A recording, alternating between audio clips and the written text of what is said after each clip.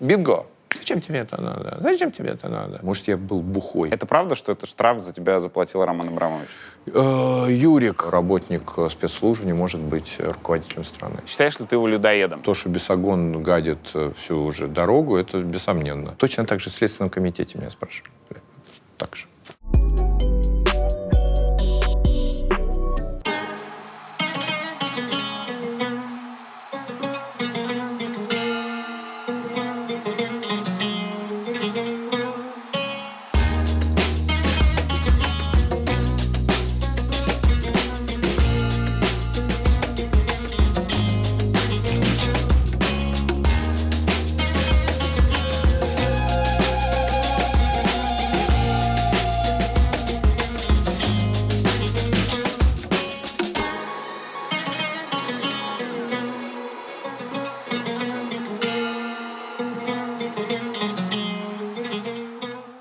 Кирилл, я должен сказать об этом в самом начале. За 10 лет существования Google-центра я не был в нем ни разу. Вовремя начинаем. Да. Но я действительно переживал, что это может быть слабым местом моим. Вот, и даже там подготовка углубленная, она не поможет. Но в процессе я понял, что, может быть, и не будет. Поскольку ты сам часто говорил, что театр, он, там, строго говоря, интересен в России 1% городского населения. 8. 8. Ну, значит, выросло по сравнению с Нет, старшим. как-то... Вот я буду за оставшиеся 92%, если позволишь. При том, что я очень за вами всегда следил, общался с актерами вашего театра, был в курсе всего, что происходит, и там очень за вас болел. Поэтому я буду вот между вами, театральной Москвой и театральной Россией, и между остальными людьми, которые всю прелесть этого искусства еще не успели ощутить. А ты знаешь, у меня же нет какого-то специального такого отношения. Как ты не знаешь ничего про театр? Мы, кстати, находимся в Авиньоне, а Авиньон — это вот в контексте уже нашего разговора очень специальное место. Здесь родилась концепция «театр для людей». Вообще выясняется, что театр не для эстетов и интеллектуалов, не для начальства, не для там каких-то буржуа, которые должны зайти с вип-входа, там, значит, по какой-то специальной дорожке и в какой-то отведенной комнате ждать, значит, чтобы не перемешиваться с людьми. Это идея демократичного театра, которая возникла у такого режиссера, зовут его Жан Вилар. Он организовал здесь фестиваль в 1947 году. По-моему, если мне не изменяет память. Так сказать, главная мысль его была в том, что театр, он должен быть, так сказать, connecting people и доступным, общедоступным. Он всю жизнь боролся за дешевые билеты, и они придумали систему каких-то абонементов и прочее, чтобы сделать театр доступным для народа Франции. И вот этот фестиваль, который заполняет собой в течение около примерно месяца весь город, он вот для людей, для обычных людей, которые могут купить билеты, которые могут сюда прийти. Здесь рады каждому человеку. Во вчерашнем зале были одновременно министр культуры, руководители крупнейших фестивалей, театров. А вместе с этим были обычные люди, которые купили билеты, вполне себе доступные, и пришли сюда посмотреть фестиваль.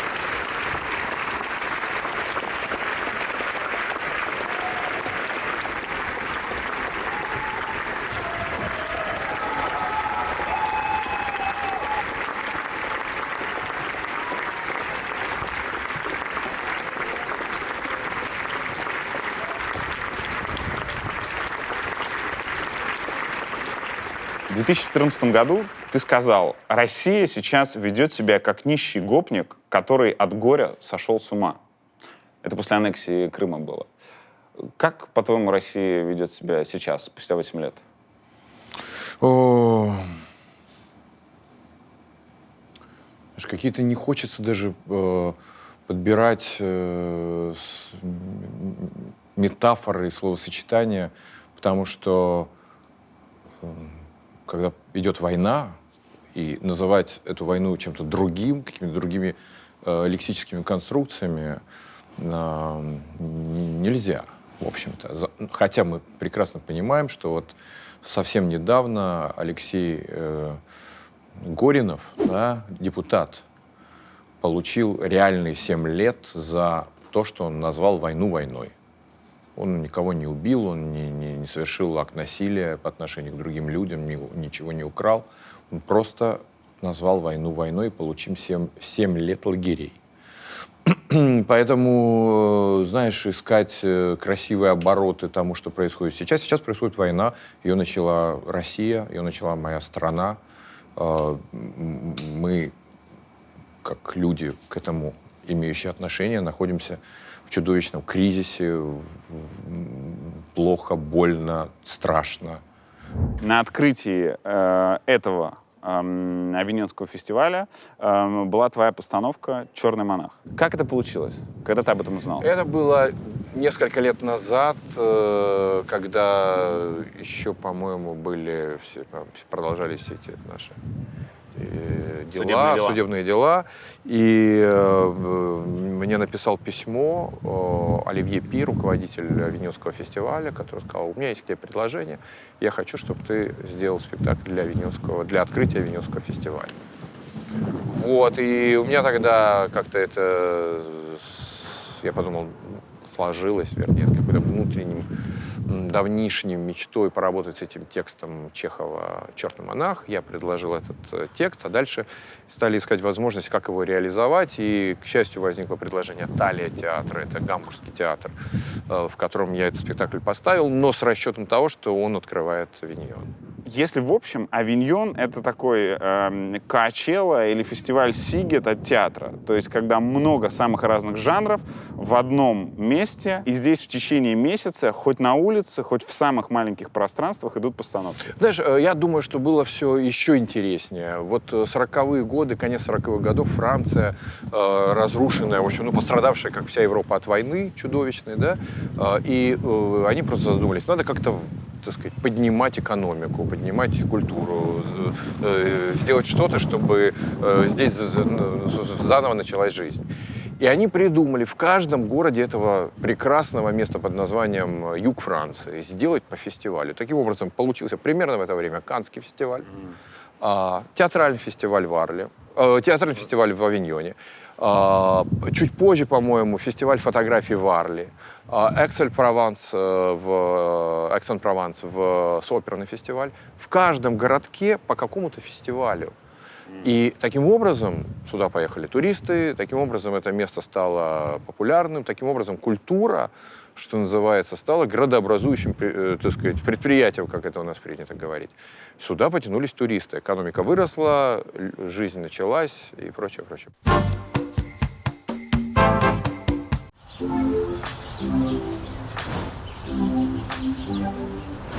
Мы продолжаем наше путешествие, и сейчас мы в Лейпциге. Считается, что именно в Лейпциге появилось первое в мире садовое товарищество. Случилось это в 19 веке в ответ на стремительную индустриализацию. Логика была в том, чтобы городские дети больше дышали свежим воздухом, а взрослые выращивали овощи и фрукты. Сейчас здесь работает музей, где можно изучить историю садоводства и увидеть, как выглядели первые дачные домики. Картишки ровно такие же, как мы играли. Вот крестовый король как будто из моей колоды детской. Если летом вы проводите много времени на даче, и она, в отличие от немецкой традиции, находится далеко за городом, то в онлайн-гипермаркете впрок.ру перекресток можно заказывать доставку продуктов прямо на дачу. То есть можно не тратить время на дорогу до гипермаркета и не ограничивать себя скромным выбором магазина поблизости. В ассортименте более 78 тысяч позиций, а доставка происходит день в день, если вы успели оформить ее до 15:30. Если позже, доставка приезжает на следующий день. Автомобили оборудованы специальными системами для поддержания разных температурных режимов, а замороженные продукты перевозятся в боксах с сухим льдом. Поэтому можно смело заказывать даже свежую рыбу или мороженое. И не ограничиваться только продуктами. На впрок.ру также большой выбор зоотоваров, детских товаров, товаров для дома и косметики. При этом каждую неделю в онлайн-гипермаркете есть товары, которые продаются всего по рублю. Доставка работает в Подмосковье, в пределах 70 километров от МКАДа, в Ленобласти, в 80 километрах от КАДа. Причем доставляет даже в самые маленькие поселения, удаленные от крупных трасс. Ну а если именно для вас дачная логистика не актуальна, то вы можете пользоваться доставкой для родных и близких, которые проводят лето за городом. Переходим по ссылке в описании и заказываем доставку товаров на дачу через онлайн-гипермаркет prok.ru «Перекресток». Для всех новых пользователей первая доставка бесплатная, а по промокоду ВДУЙ22 можно получить скидку 10% при заказе от 3000 рублей до 22 августа. Переходим, заказываем и экономим время и энергию.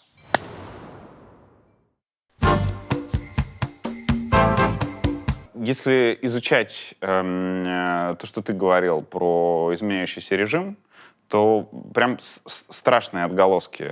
Например, у тебя в 2014, кажется, году была встреча с депутатом Дропека. И если кто-то, кстати, хочет узнать, что думает сегодняшняя власть про войну в Украине, интервью твоей землячки Кати Гордеевой с Дропека надо посмотреть. Это с точки зрения антропологии совершенно невероятная вещь. И после той встречи у тебя полное ощущение, что Россию как будто готовят к войне, потому что она тебе сказала, что я не чувствую, что люди готовы умирать за Родину. Ты знаешь, это было в то время, когда меня еще куда-то звали на какие-то публичные, так сказать, разговоры.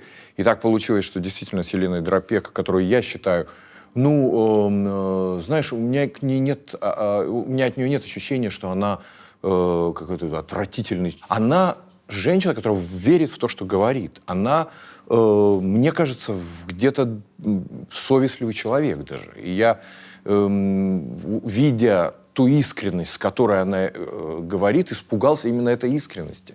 Она буквально говорила, вот сейчас поколение людей воспитываются, которые не хотят умирать за Родину, которые не хотят в сложный, трудный момент выйти на поле боя и закрыть, как Александр Матросов, там собой ДОТ, ДЗОТ или что-то там надо закрыть. И я просто взорвался и говорю, слушайте, зачем вам нужно что? Вам надо, чтобы люди умирали? Давайте мы сделаем так, чтобы люди жили. Я хочу жить за Родину, и все люди хотят жить за Родину. Люди хотят быть счастливы с этой Родиной. Они глубоко несчастны, сжав зубы. Давайте все опять там очередной раз сплотимся, сжав зубы, и будем терпеть. Но весь мир живет в каком-то благоденствии. Люди уже делают невероятные проекты в космосе. 26 век в каких-то странах идет. Мы все должны страдать и умирать за что такое Родина, если за нее надо бесконечно умирать. Это вопрос, который я тогда задал публично Елене Дропека, и она... Вот у нас была такая какая-то перепалка. Я уже не помню, что она мне отвечала, а потом, потому что у меня планка упала в этот момент. Получается, что все к этому шло? Я думаю, что они знали о каких-то глобальных намерениях власти начать войну. То есть слово «война» там где-то, видимо, ходило. Юр, мы можем только догадываться по каким-то проговоркам, по каким-то там, знаешь,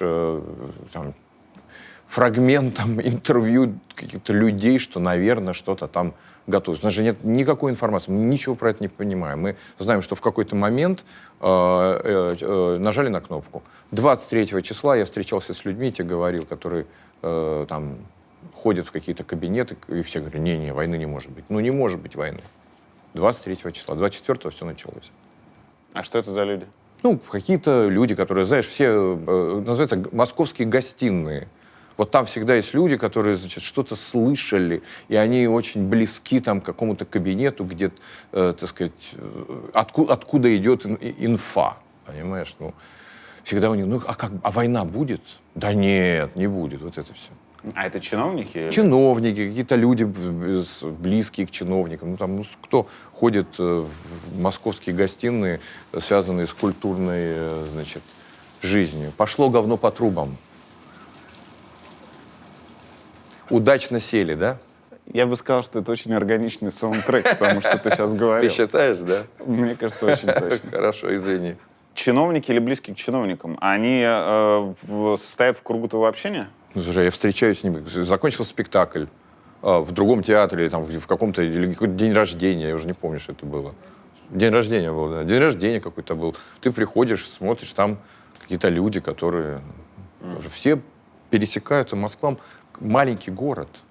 Мы за кадром говорили про национальную идею и про то, как она проявляется в самых разных странах. Я просто вспомнил рассказ одного человека, который сейчас после начала войны уехал из России, подавал документы на право жить в стране. Я не помню, это Канада или Нидерланды. И он, в отличие... То есть ему задают вопросы, вы кто? А кто? Ну, как полагается, офицер там какой-то. А он говорит, а можно вам задать вопрос, в свою очередь? Офицер удивился, говорит, ну, задавайте. Скажите, пожалуйста, а вот я к вам хочу приехать, хочу вас жить. А у вас есть национальная идея в стране? У вас есть какая-то идея, которую я должен знать? А офицер говорит, да, есть, очень легко, я вам сейчас ее сформулирую. Безопасность и комфорт. Он говорит, что, и все? Он говорит, в общем, да, все, больше ничего нет. То есть, если людям жить в стране комфортно, если они чувствуют себя в безопасности, то на самом деле этого достаточно для счастливой жизни. И что, не нужно собирание земель? Не нужны никакие геополитические вопросы, никакие концепции бредовые про какие-то миры, про какие-то собирания, не надо никакие оправдания войны, рассказывать про то, почему обязательно надо голодать и страдать. Вот обязательно. Нет, безопасность и комфорт. Люди должны чувствовать, причем это безопасность и физическая, и ментальная, и всяческая. И если ты себя чувствуешь в комфорте, молясь на молельном коврике, молись на молельном коврике. Если ты чувствуешь в комфорте себя, тебе нужен комфорт для того, чтобы, я не знаю, заниматься сексом в темной комнате, занимайся сексом в темной комнате, и это друг другу не противоречит. Я просто, знаешь, в интервью с тобой буду иногда брать 51-ю статью.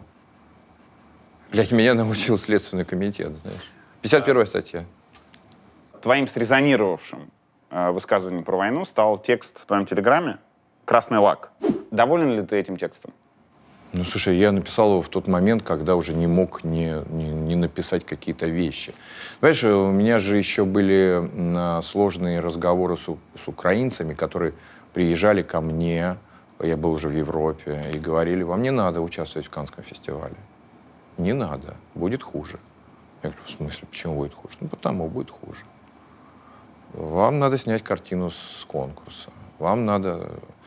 И я не понимал, почему это надо делать, и, так сказать, это какие-то были терзания, и я не понимал, при чем тут наш фильм, и каким образом участие там, фильма моего в Каннском фестивале работает на идею войны. То есть у меня было...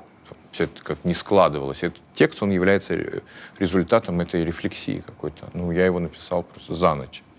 Очень широко этот текст потом обсуждался и критиковался, в том числе теми людьми, которые против войны и против Путина. Как я смог, одну из мыслей, которая до моего скудного ума дошла из этого текста, в том, что политика — это очень грязное дело, в которое вот прям не хочется соваться, а если сунешься, в любом случае испачкаешься. Не кажется ли тебе эта мысль вредной? Нет, не кажется, потому что я говорю про конкретную политику, вернее, не про политику, а про то, что есть сегодня в России. В России нет политической жизни, никакой, она свернута, уничтожена, размыта, нету конкуренции политической, нету партий, которые находятся в политической конкуренции. Людям запрещено говорить, что они могут думать, людям запрещено собираться на площадях. То есть все элементы реальной политики, они убраны, и, так сказать, их нет.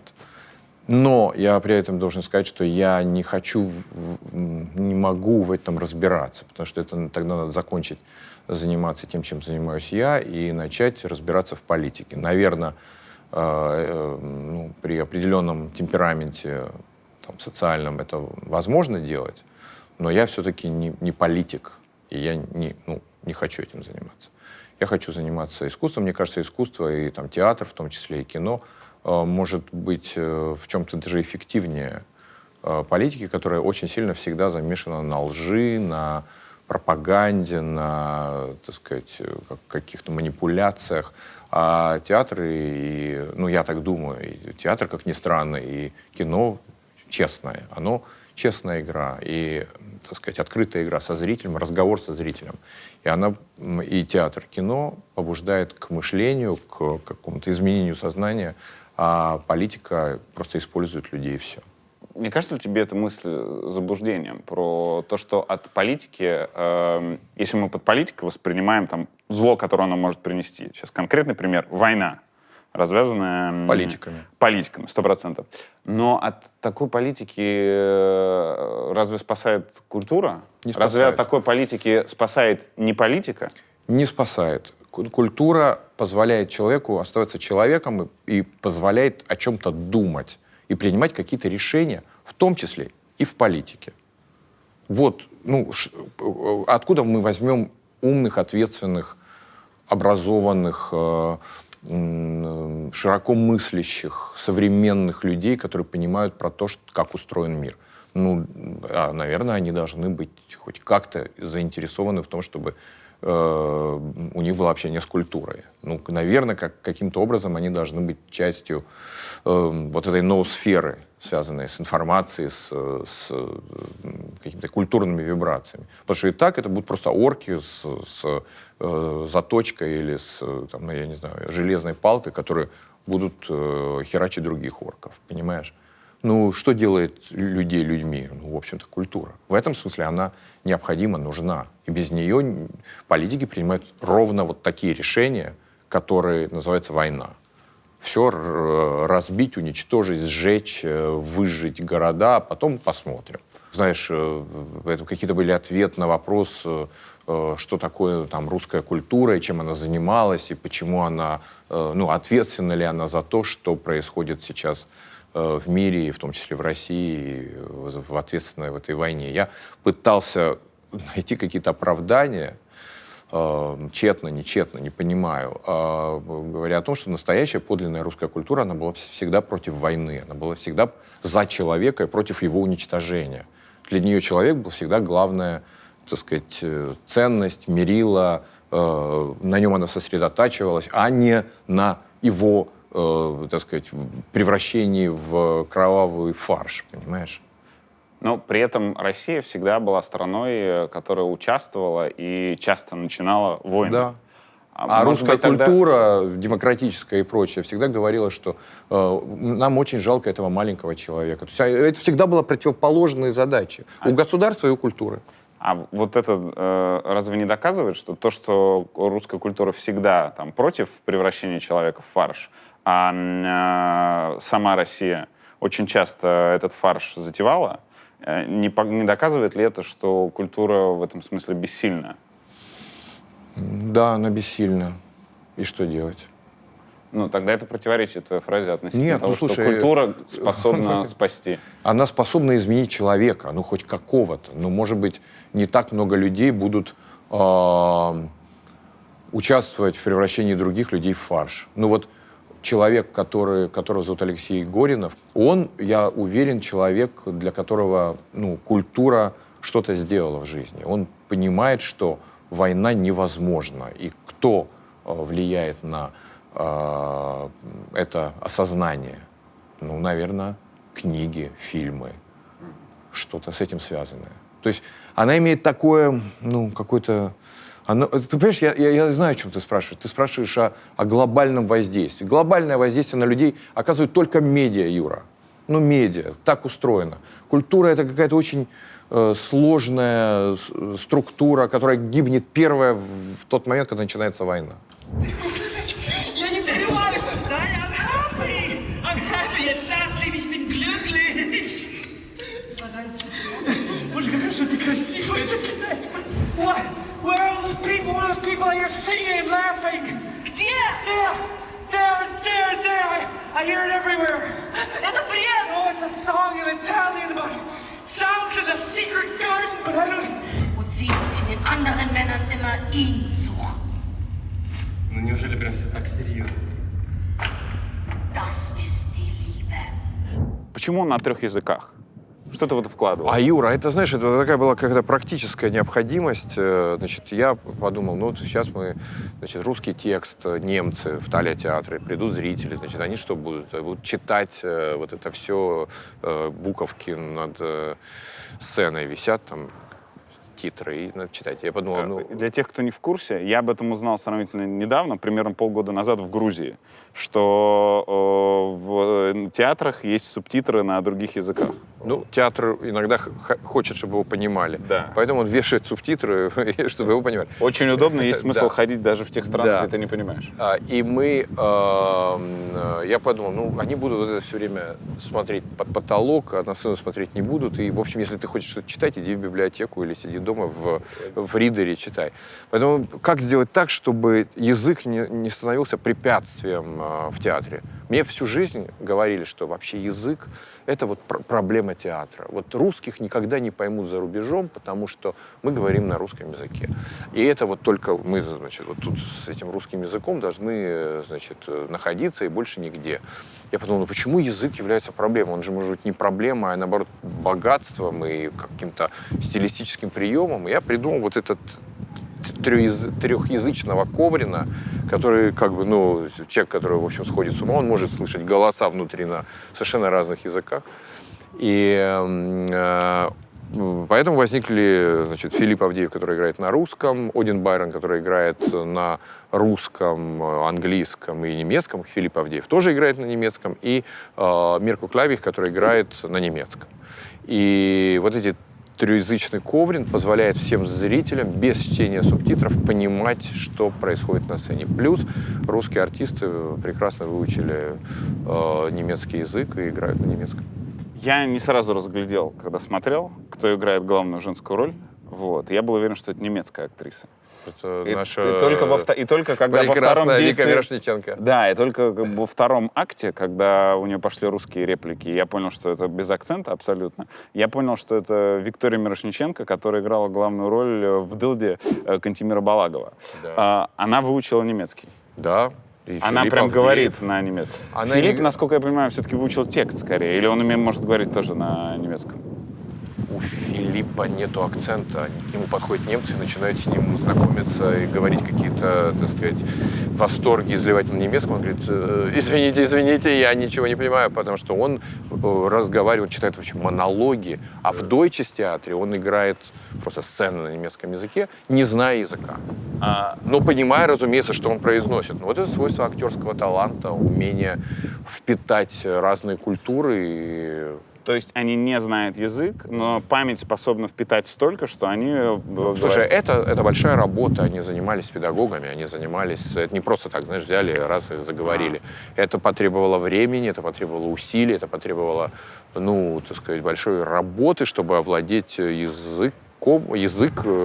овладеть как языком, да, надо говорить, который ты до этого никогда не знал. И уметь на нем играть иногда, в общем, у них получается даже без акцента. Еще мое наблюдение как неофита. Каждый раз в театре, ну и особенно, когда я сейчас там отсматривал твои постановки, которые довольно длинные, вот я смотрю, например, сколько говорит актер белый в течение 3 часов. Как ты сам объясняешь вот резервуары человеческой памяти, чтобы... У вас же нет суфлеров, насколько я понимаю, да? Как можно столько выучить? Или как можно выучить столько, сколько Авдеев, еще и на 3 языках? Юрик, я думаю, что это не только про выучить, это еще немножко даже пострашнее, это присвоить. Этот текст надо не только положить вот в ту быструю память, которая... Знаешь, вот когда мы сдаем экзамен, ты, наверное, сдавал экзамены, и я так сдавал экзамены. Мы выучивали какой-то предмет, сдавали экзамен. И освобождались. Вот когда дверь закрывалась за нами, у нас все это вылетало из головы. Это не так. Это у артистов, в случае артиста, это достаточно сложный процесс, когда это проникает в твое существо, внутрь твоего организма. Более того, этот текст должен быть скреплен намертво с физическим, с твоим body language, ну как бы с языком тела. И только тогда это становится частью театрального текста. Я занимаюсь таким физическим театром, достаточно, ну, так сказать, с большим присутствием телесности. Поэтому для меня очень важно, чтобы у артиста имел этот талант скрепления языка телесного, языка вербального, языка вот, речи, так скажем. Вообще это в хорошем режиме артисты — это сверхсущества, которые владеют чем-то таким, чем простые смертные не владеют. У меня был всегда вопрос, когда я учил наших 7-ю студию студентов, я говорил: ребят, а за что вы будете деньги получать? Ну, за что? И в чем ваше конкурентное преимущество? Нет, это я не так решил, не так сформулировал. Вот за что, собственно? Ну, вот как, певец, у него голос там есть, я не знаю, циркач, он идет по проволоке и может упасть и умереть. Это риск, там, мы за это платим. Там, не знаю, спортсмен, совершенно там, что-то героические какие-то трюки. А вот драматический артист за что? Что вы умеете такое, за что люди вам должны платить деньги?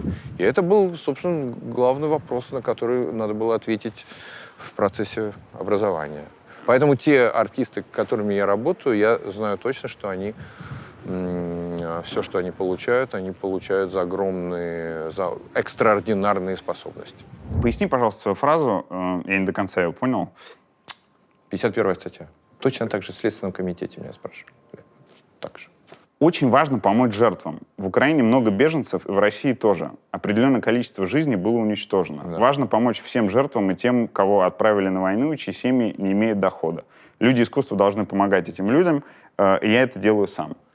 Неказисто сформулированная фраза, признаю, надо было говорить об этом точнее. Просто еще раз повторяю, я пытался в короткое время сказать несколько мыслей. Одна мысль была в том, что жертвы, так сказать, есть и со стороны России тоже очень большое количество людей умирает, и это кошмар и тихий ужас. Страна ведет самоубийственную войну. Второе, что надо помогать беженцам, что я делаю, я имею в виду украинским людям, которые уехали в Европу и, так сказать, что-то делать. Я пытаюсь им здесь помогать, там, как это возможно. Потому что беженцев огромное количество. Это новый кризис. Угу. Про помогать тем, кто жертвы со стороны России, что ты тут имел в виду? Ты имел в виду, вот это помогать тем, кто остался без семей, остался без кормильца, поскольку кормильца отправили на войну. Государство платит там миллионы же. Нет, слушай, здесь это, так сказать, misunderstanding. Давай это, так сказать, вынесем за скобки. Я неправильно сформулировал какую-то мысль, которая, для меня это была достаточно сумбурная и травматическая пресс-конференция, понимаешь, когда, так сказать, разговор был не про фильм, а про все что угодно, и я как-то, может быть, некорректно выразился.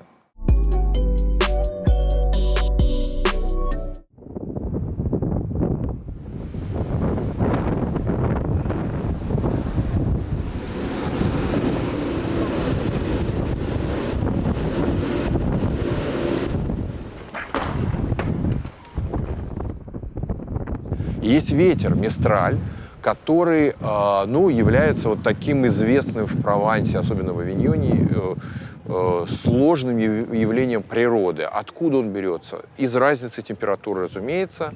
Где-то становится холодно, где-то становится дико жарко, потому что тут это шарашит солнце. И от разницы температуры возникают дикие порывы ветра, которые еще в пространстве Папского дворца делает эти завихрения. То есть он не просто летает как-то порывами, но он еще создает дополнительные проблемы. Поэтому, здесь каждая деталь декорации привязана к стенкам. Здесь везде в ковры вшиты грузы. То есть тут все про это продумано. Когда техники обсуждали нашу декорацию, она очень простая. По поводу мистрали, по поводу возможности того, что ее унесет просто, было несколько совещаний. Мистраль — это ветер, который дует постоянно. Он и ночью, и днем. И, как я понял, в том числе из-за этого здесь почти всегда безоблачное небо. Он просто их отгоняет. Выдувает. Но у него период есть этой жизни. Вот он какое-то время дует, потом раз — ничего нет, все. Да, и в том числе он природу меняет. И есть вот такие вот фотографии деревьев. и там появится дерево, просто вытянутое вот так, потому что по нему все время шарашит ветер. Вот мы идем мимо таких лавандовых небольших полей. Это часть тоже Папского дворца, там дальше садик. И по всему городу они сделали в этом сезоне выставку про основателя, собственно, Авиньонского фестиваля, того самого Жана Виллара. И вот он на этом фото в шляпе, вот с этим портфелем, это, значит, режиссер. А рядом его звезды его театра, которые знаменитые французские артисты Жерар Филипп и Мари Казарес, они, в общем, ну, такие были магнитами для публики. Потому что, как и 76 лет назад, и сейчас, публика, конечно, ходит на знаменитых артистов. А портфель этот типа режиссерский? Я думаю, что у него там пьеса. Это сейчас все в телефонах, Юр, понимаешь? Но тогда люди печатали на машинке, писали от руки. Я думаю, у него там несколько фолиантов. И его, как это назвать, комбинезон выглядит достаточно стильно, нет? Да, супер. И обрати внимание, как наклонена лаванда. А это потому что Мистраль, наверное. Но есть еще версия, что она все-таки растет как-то по направлению к солнцу, может быть. Вообще жизнь лаванды. Лаванда — это же главное растение в Провансе. Она везде, ее продают, из нее делают чай, из нее делают все. И, так сказать, вот эти главные, что с собой мы увозим, пакетики от моли. Лаванда помогает от моли. Где и когда ты познакомился с Романом Абрамовичем? Ни дня без Романа Абрамовича. Давно. Не помню. На каком-то мероприятии. Это был, по-моему, он то ли в театр пришел, то ли как-то. Но еще был... Гоголь-центр делает концерты. Это там как-то связано с музыкальными разными программами. Он пришел на эту программу. Ему очень понравилось. Когда Роман Абрамович впервые поучаствовал в твоей творческой деятельности? Не помню. Наверное, Петровы в гриппе, может быть. Надо узнать у Ильи, потому что я про это не очень понимаю. Да, продюсер. А как это выглядит? Он сам проявляет интерес? Или вы... Нет, ты знаешь, там все достаточно ясно. Там есть экспертный совет. Все картины, не только моя, там много других картин, которые, там, знаешь, имеют клеймо артхауса и не имеют поддержки, или маленькую поддержку, тогда была еще какая-то поддержка от государства, подают прошение о поддержке, значит, в это Министерство культуры и в Кинопрайм, это же фонд, и там есть экспертный совет, который решает, давать или не давать. Это не делает Абрамович сам, это делает экспертный совет, который там как-то собирается каждый раз по-разному, я не знаю. В мае ты призвал снять санкции с Абрамовича. Нет, я повторил слова президента Зеленского. Понимаешь, это вот ты читаешь прессу, не читайте советских газет. Я смотрел саму пресс-конференцию. Нет, но я сказал, ребята, вот даже президент Зеленский просил снять санкции с Абрамовича. Ну, и ты сказал, что тоже хотел бы, чтобы... Да. Ну, я здесь поддерживаю президента Зеленского. Почему ты поддерживаешь? Потому что этот человек помогал фильмам, создал большую историю, связанную с современным искусством. Он помогал лично мне вот в рамках нашего уголовного дела. Алишер Усманов тоже помогает снимать артхаусное кино. Например, фильмы Кончаловского. Да. Надо ли с него из-за этого снять санкции? Не знаю. Я не знаю про Алишера Усманова ничего. Я знаю, что я повторил слова Зеленского, который говорил это про Абрамовича, потому что Абрамович принимал участие в процессе, ты пресс-агент Абрамовича, я думаю, принимал участие в переговорном процессе с Украиной.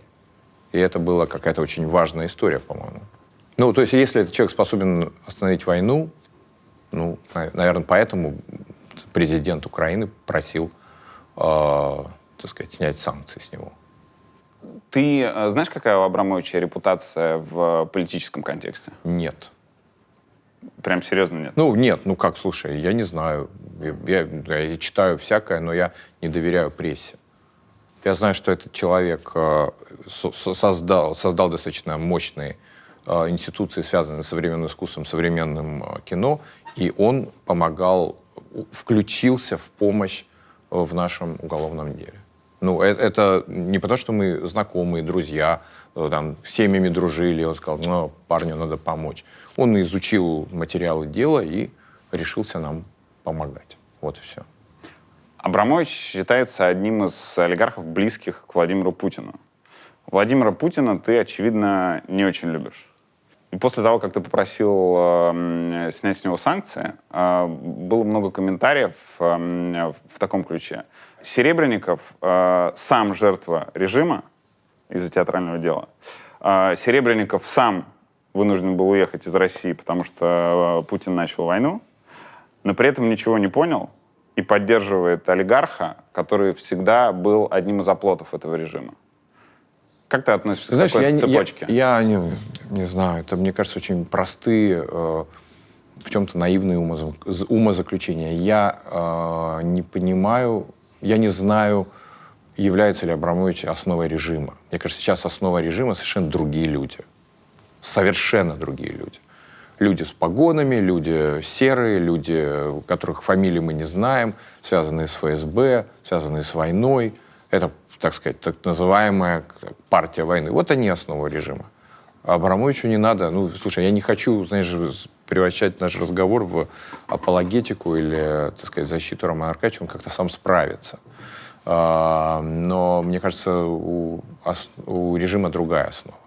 Человек по имени Роман Аркадьевич Абрамович, он все-таки человек европейский, он жил в других странах, у него интересы обширные вне России, ну, как мне кажется, и как я это понимаю. Поэтому вот война ему, наверное, совсем не нужна так же, как и нам с тобой она не нужна, как и всем нормальным людям она не нужна. Вот это моя логика. А кем он считается, я не знаю, и, так сказать, документов, материалов я не видел про это. Я уверен, что у режима другая основа. По приговору театрального дела тебе нужно было вернуть государству без малого 129 миллионов рублей. Да. Это правда, что этот штраф за тебя заплатил Роман Абрамович? Да. Это, ну, не он лично, там какие-то люди, структуры с ним близкие.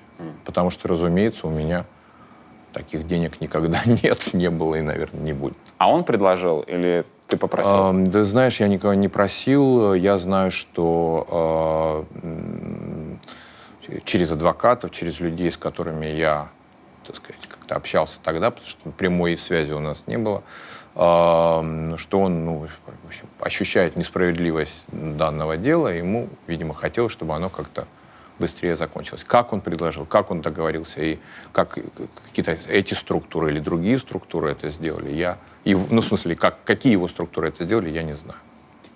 Можно ли считать, что то, как ты вписываешься за Абрамовича сейчас, это в том числе из-за того, что ты чувствуешь себя обязанным? Ты знаешь, я об этом говорил на пресс-конференции. Я откровенно, открыто говорил, что этот человек помогал лично мне.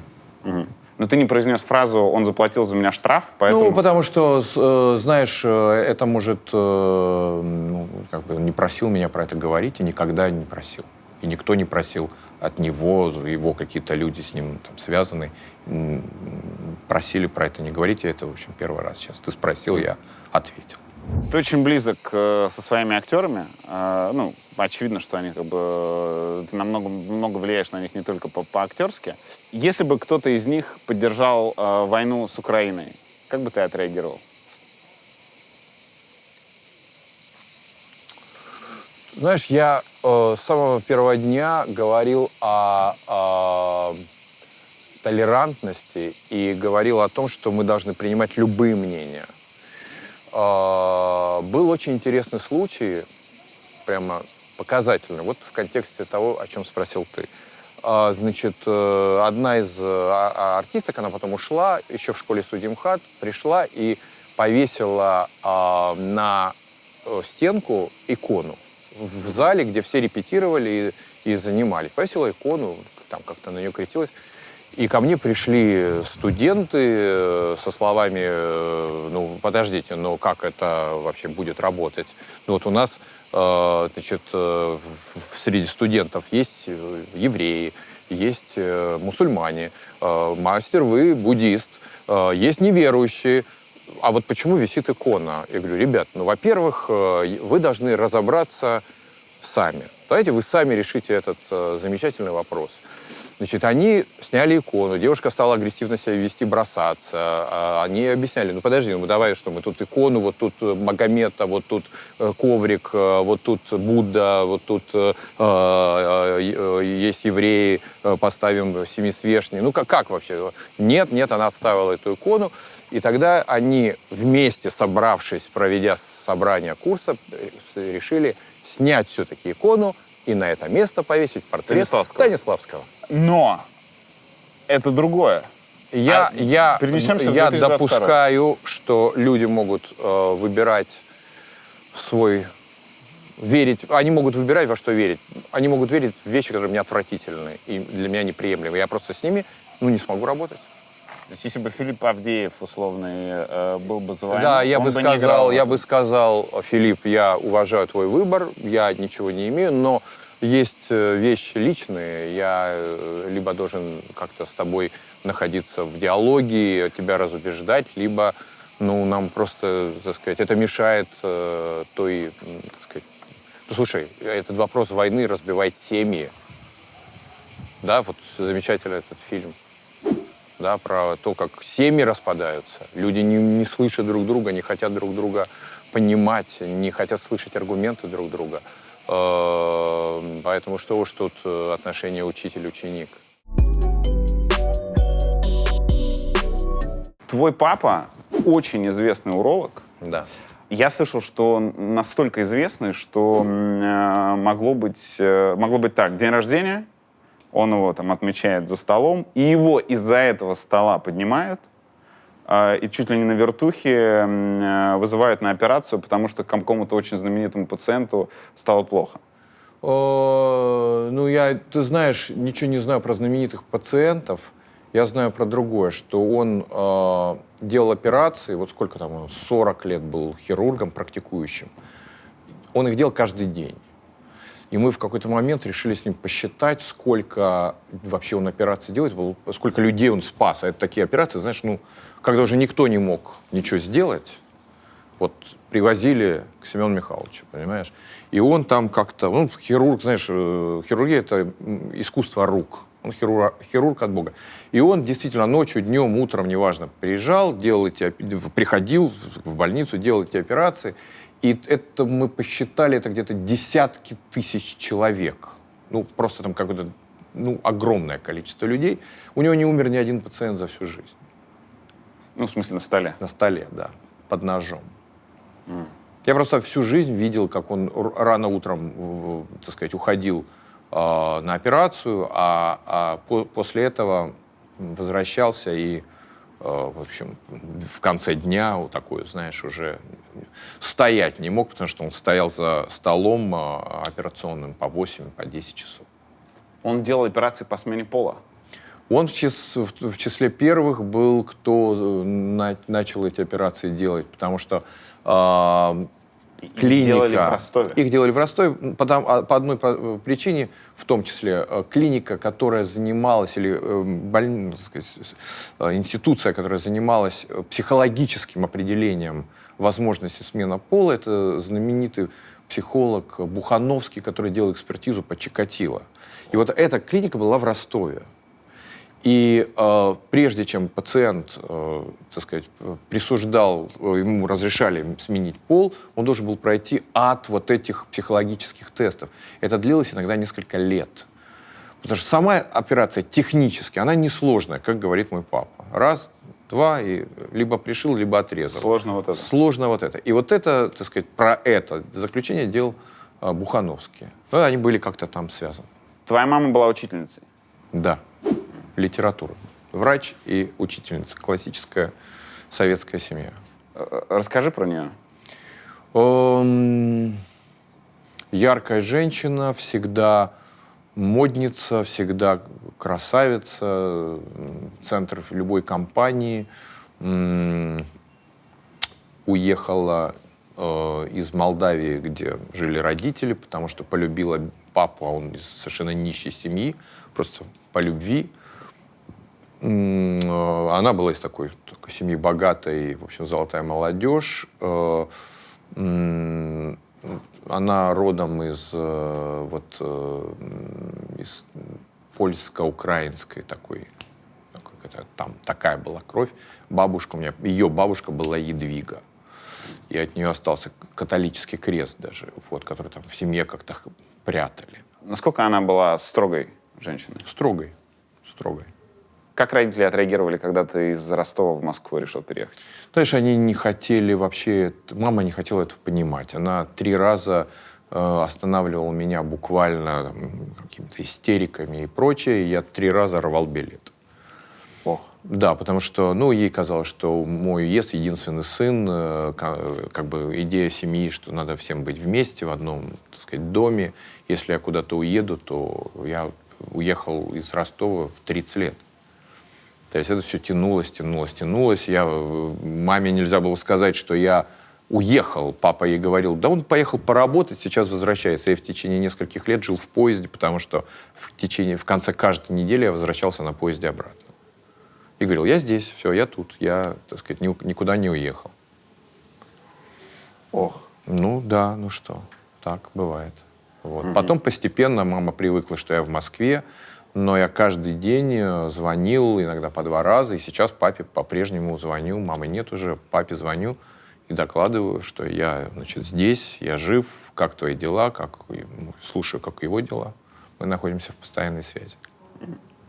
Мама ушла в разгар театрального дела? Да.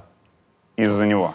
Нет, у нее был Альцгеймер, который достаточно быстро ее убил. Вот, против него нет никаких лекарств, и она уже последнее время была, в общем, целиком на папе. Папа за ней ухаживал, и она подключалась, потом как-то быстро ушла. Вот эта связь с мамой каким-то образом конвертировалась потом у тебя в творчестве? В спектаклях, в кино? Ты знаешь, у нас какие-то были сложные отношения, на самом деле, потому что мы, видимо, были так похожи чем-то и так, так сказать, друг друга понимали, что когда встречались, мы ссорились, дрались, как-то очень бурно друг друга. Эта любовь была очень такой бурной. Вот. Ну, я не знаю, слушай, все, что с нами происходит, оно так или иначе влияет на все, что мы делаем. Угу.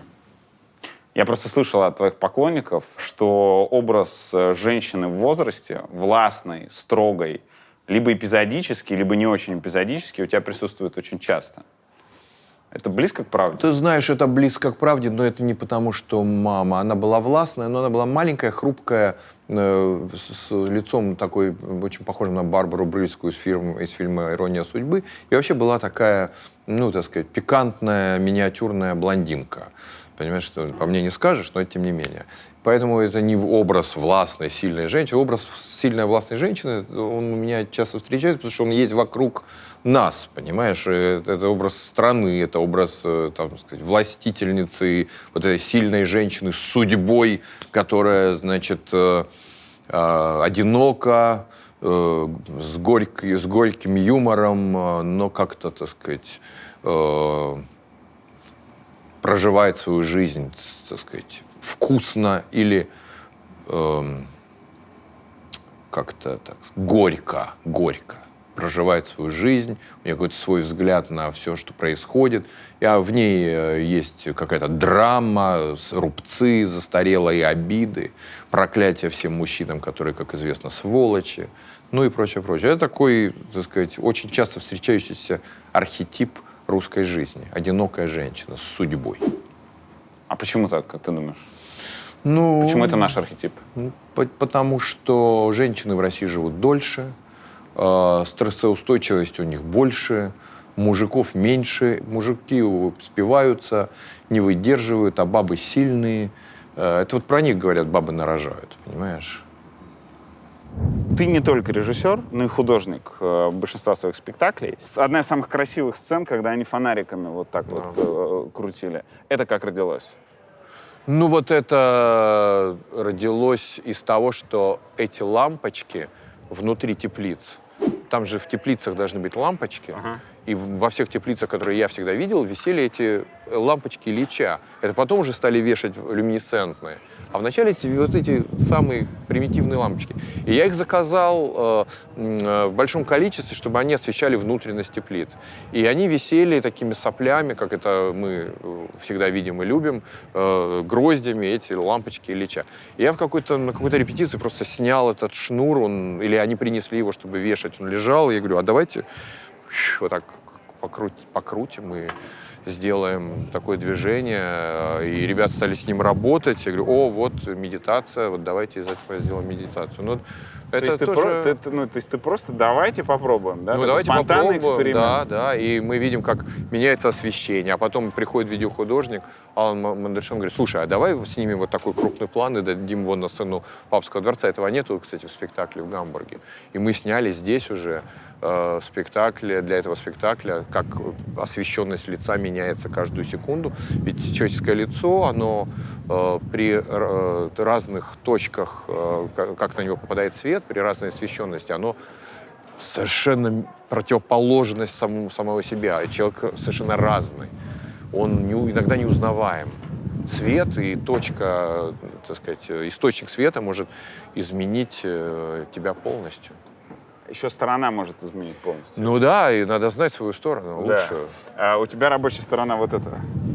Ну, потому что вот если как раз в контексте того, что мы сказали, если начать смотреть на мою сторону вот с другой стороны, то вот мне, например, она не очень нравится. Я абсолютно асимметричный. Вот ты, кстати, симметричный. Не? Да? Ну, я, короче, я асимметричен настолько, что я Что предложил поменяться. могу не узнать этого человека, которого вот этого, знаешь, мистер Джекил и доктор Хайд. Вот эта вторая сторона не надо. Кирилл предложил поменяться, мы не стали спорить, вот, поэтому сделали так. Вот к вопросу, знаешь, об отмене русской культуры очередном. Вот сегодня в этом магазине, например, стала продаваться книжка «Черный монах». Это новый перевод текста Чехова и моя пьеса, которая идет на фестивале. То есть вот они издали и пьесу, и здесь и предисловие, и, в общем, новая редакция чеховского оригинала. А еще тут продается, допустим, вот пьесы Вани Вырыпаева, например. Давай введем контекст. Иван Воропаев уже много лет живет в Польше. Да, он живет в Польше, и ему, я так понимаю, что нельзя уже приезжать в Россию, потому что он как-то резко высказался по поводу войны. А он ставит там на польском языке. Он работает на польском языке, и он одна из звезд, в общем, польского театра. А как же вот эта история, что вот люди, работающие с текстом, без русского языка не могут? Ну, слушай, его перевели, у него хорошие переводчики, как и сейчас с моей пьесой ее переводили очень хорошие переводчики. Здесь мы работаем с Машей Зодиной, которая перевела огромное количество французской литературы на русский и занимается переводами обратно. То есть, ну как, это вот такой взаимообогащение. Ну вот, видишь, вышла газета «Ля Террас». И здесь... вот и на обложке Фил, и фрагменты спектакля. Вот, я покажу. Опа. А тебе приятно? Ты знаешь, не буду врать, конечно. Тебе важно? Слушай, это очень сложный вопрос для любого режиссера мира. Если твоя работа открывает Авиньонский фестиваль, это, в общем, важно. Это важно. Это даже, знаешь, в чем-то опасно, потому что после этого ты должен так, все, закончилось, стоп, и надо, в принципе, заняться чем-то заново, чем-то, может быть, совершенно другим. Но это очень серьезное, важное место, и если тебя, в общем, сюда как-то пригласили, значит, к тебе как минимум хорошо относятся. А когда ты видишь, как 2000 человек, стоячая овация и прочее, думаешь, ну, молодцы. Я здесь горжусь ребятами. Понимаешь, я, честно говоря, не о себе думаю. То есть я горжусь, что вот Филипп Авдеев на обложке, газета «Ля Террас». Понимаешь, что Вики Мирошниченко, Филиппу Авдееву, Гургену Цатуряну, который все-таки много живет в России, аплодируют, в общем, такие искушенные в театре люди. Тебе нравится? Нравится. 51-я статья. 51-я fucking статья. Я не буду отвечать на этот вопрос, Юр. Слушай, если серьезно, ну, как бы, если мои спектакли не нравятся, и люди уходят из зала, я переживаю. Мне хочется, чтобы люди оставались в зале и досиживали до конца, а потом хлопали. Это, наверное, свойство, ну, театральной природы. Нет, про зрительный зал никаких вопросов. А если не зовут на фестивале? Или если приезжаешь на фестиваль, а там нет награды? Со мной это так регулярно происходит, что я, так сказать, уже как-то к этому, во-первых, привык, во-вторых, я просто понимаю, что любой фестиваль это... У любого фестиваля, включая такого важного и крутого, как Каннский, есть одна задача — продвижение фильма. Другой никакой задачи нет. Да. А разве не пункт в биографию? Нет. Что у меня есть там, медведь или ветка? Нет. Ты сегодня спросишь, кто там получил Каннскую ветвь, как медведя год или два назад, никто не скажет. Но фестиваль это является лучшим трамплином для продвижения фильма. За один раз, когда ты туда попадаешь, и если это все как-то более-менее складывается, про фильм узнают везде сразу. Для меня это очень важно, ценно, потому что твой фильм тогда увидит большое количество людей. А если о чем-то говорить, как о твоих призах, вот как ты сейчас сказал, то, наверное, стоит говорить об «Оскаре». Да и то, кто получил «Оскар» в 1978 году? Ну, кто-то получил. Все это достаточно, так сказать, знаешь, призы людьми даются, а люди могут обмануться. Где и когда ты познакомился с Владиславом Сурковым? 51-е.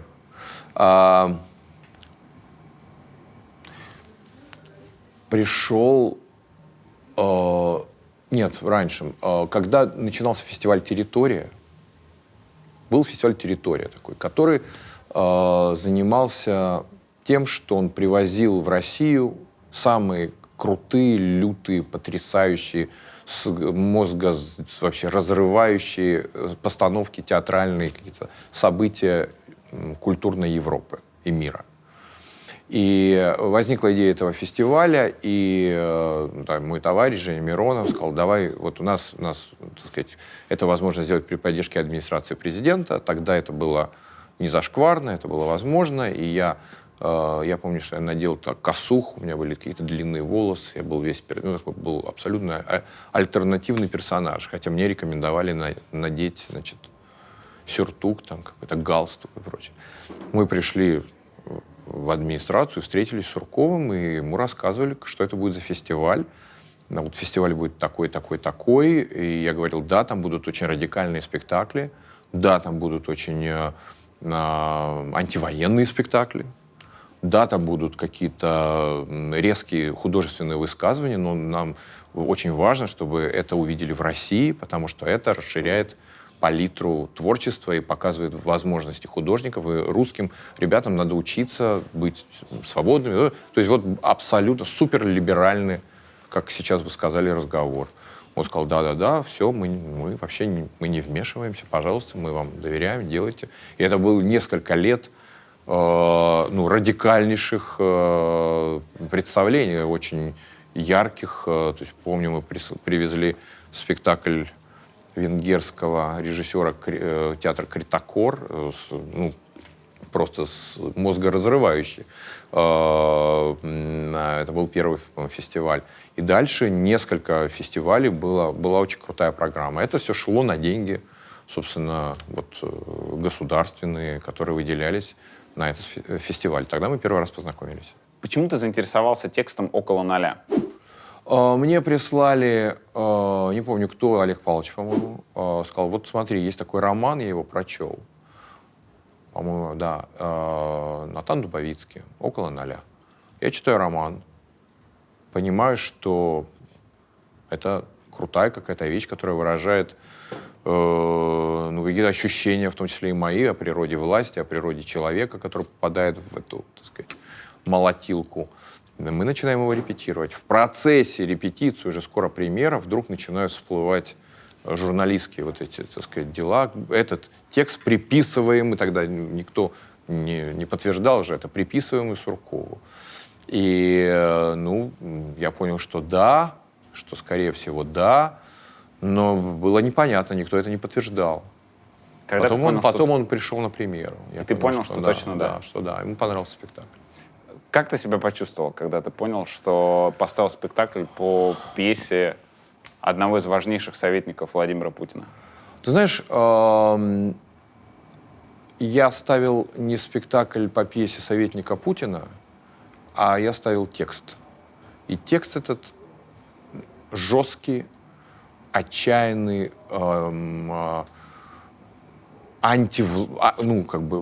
все со словом «анти». То есть он разоблачает расчеловечивание человека, попавшего во власть. Он разоблачает человека, который совершает убийство, и показывает, что с этим человеком, который попал во власть и совершает убийство, происходит, как он разваливается на части.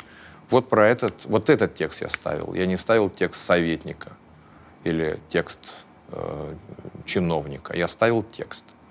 Это как на Авиньонском фестивале на открытии Оливье Пи спросили, ну вот ничего, что сейчас идет война, у вас русский режиссер открывает Авиньонский фестиваль. Он говорит, это открывает не русский режиссер, это открывает Кирилл Серебренников. Да, но он имел в виду твою репутацию. Он имел в виду, что ему нравятся мои спектакли. И я думаю, он имел в виду твою репутацию. Он имел в виду, что... Если бы ты был за войну, он бы сказал так? Он дал бы тебе здесь Я не поставить? знаю, это я не давай, если бы я не за войну, и у меня вот определенная репутация, но это еще связано с тем, что ему нравятся мои спектакли. Мне понравился текст, который я прочитал, и он совпадал с моим ощущением, и я хотел его сделать как бы такую трилогию власти отморозки, около нуля, ОО. И еще была опера «Золотой петушок». Это такая была еще политическая сатира. Пошло говно по трубам. Ты сам сакцентировал, что оба раза, когда мы начинаем говорить про российских чиновников, вот это идет этот звук. Это не срежиссировано. Не срежиссировано. Почему-то мне кажется, что руководитель Авиньонского фестиваля имел в виду твою репутацию, а не только то, что ему нравятся твои пьесы. И здесь, мне кажется, есть противоречие. Не приглашают, слушай, Юр, не приглашают делать большие спектакли, сложные проекты по репутации. Столько людей, которые сказали... Талант плюс репутация. Хорошо, ладно. Ну давай Если бы все-таки был будем талант, считать, что ему нравятся мои спектакли. Если бы был талант, Да. и я за войну, он бы пригласил? Не знаю, наверное, Ну, а как нет ты бы. думаешь? Наверное, нет бы. Было бы проблематично. Вот. Поэтому он все-таки имел в виду талант плюс репутацию. В случае с Владиславом Сурковым, допустим, тебе понравился текст, да, и ты посчитал это талантливым, но репутация тебя не смущала? Ты знаешь, какая штука? Тогда это было не так все токсично. Ну, тогда это было... Я себе говорил так, Юр, я себе говорил так. Я сейчас честно говорю. Ну, я тебе рассказываю, как я ощущал себя. Это, в конце концов, я ставлю спектакль не про власть и не за власть. Я делаю спектакль о том, как власть уничтожает человеческое в человеке. Точка. Если бы Геббельс написал талантливый текст, ты бы поставил? Вы знаете, что это Геббельс? Нет. Ну, я тебе говорю, мы начинали, еще не знали, кто это написал. Ты говоришь, что ты увидел в этом тексте расчеловечивание. Я не читал текст, но смотрел спектакль. И я-то как раз увидел там основную идею другую. Сурков считается одним из авторов вот этой идеи постправды, когда ничего очевидного не существует, когда типа на все можно посмотреть. Нет, правды не существует. И вот, как мне показалось, это абсолютно вписывается именно в эту концепцию. Когда говнюки все, и даже журналистка, которая вроде бы принципиальная и там фигачит этого губернатора, когда ей предлагает участок на Холодном озере с вот такими соседями, она, мучаясь, там, истязая, но все-таки соглашается.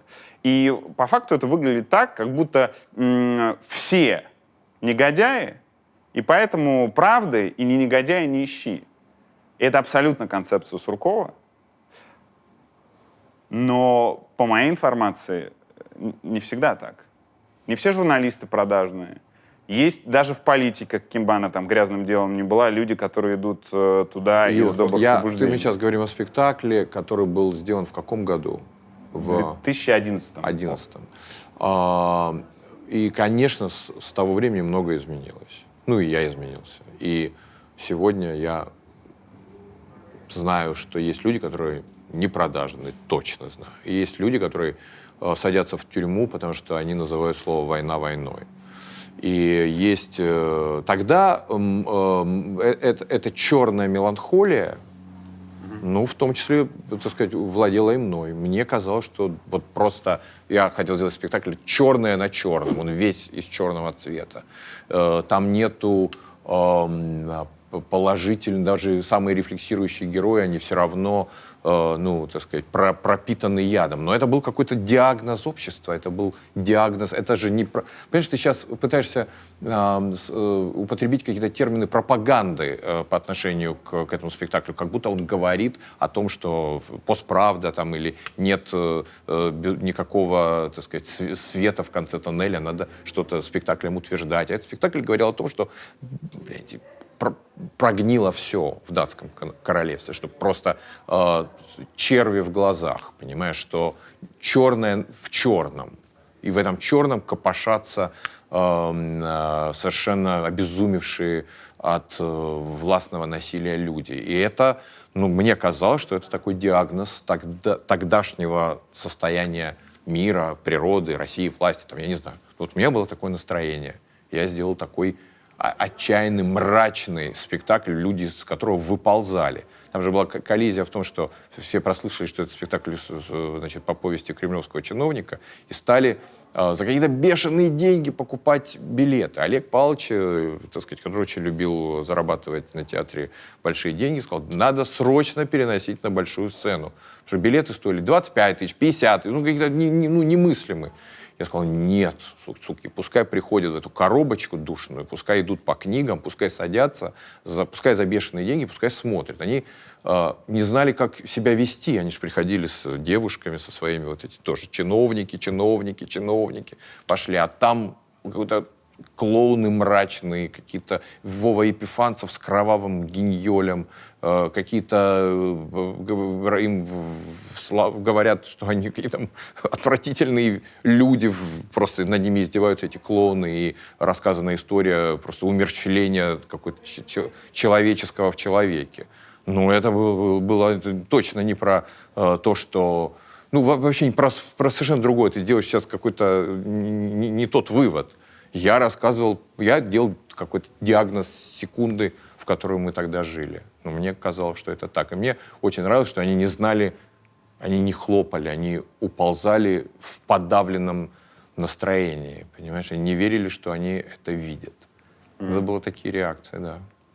Как ты относишься к популярному мнению, что желание ставить этот текст, даже после того, как ты понял, что это написал Сурков, это было твоей попыткой понравиться той власти? Ну, знаешь, я не знал, я так изменил этот текст, ставя спектакль. Он стал настолько жестче и радикальнее, чем даже сама повесть, что я был не уверен, а вообще как они на это отреагируют вообще-то. Потому что там, как мне казалось, это ну, достаточно отчаянные и жесткие, так сказать, выводы можно сделать из увиденного.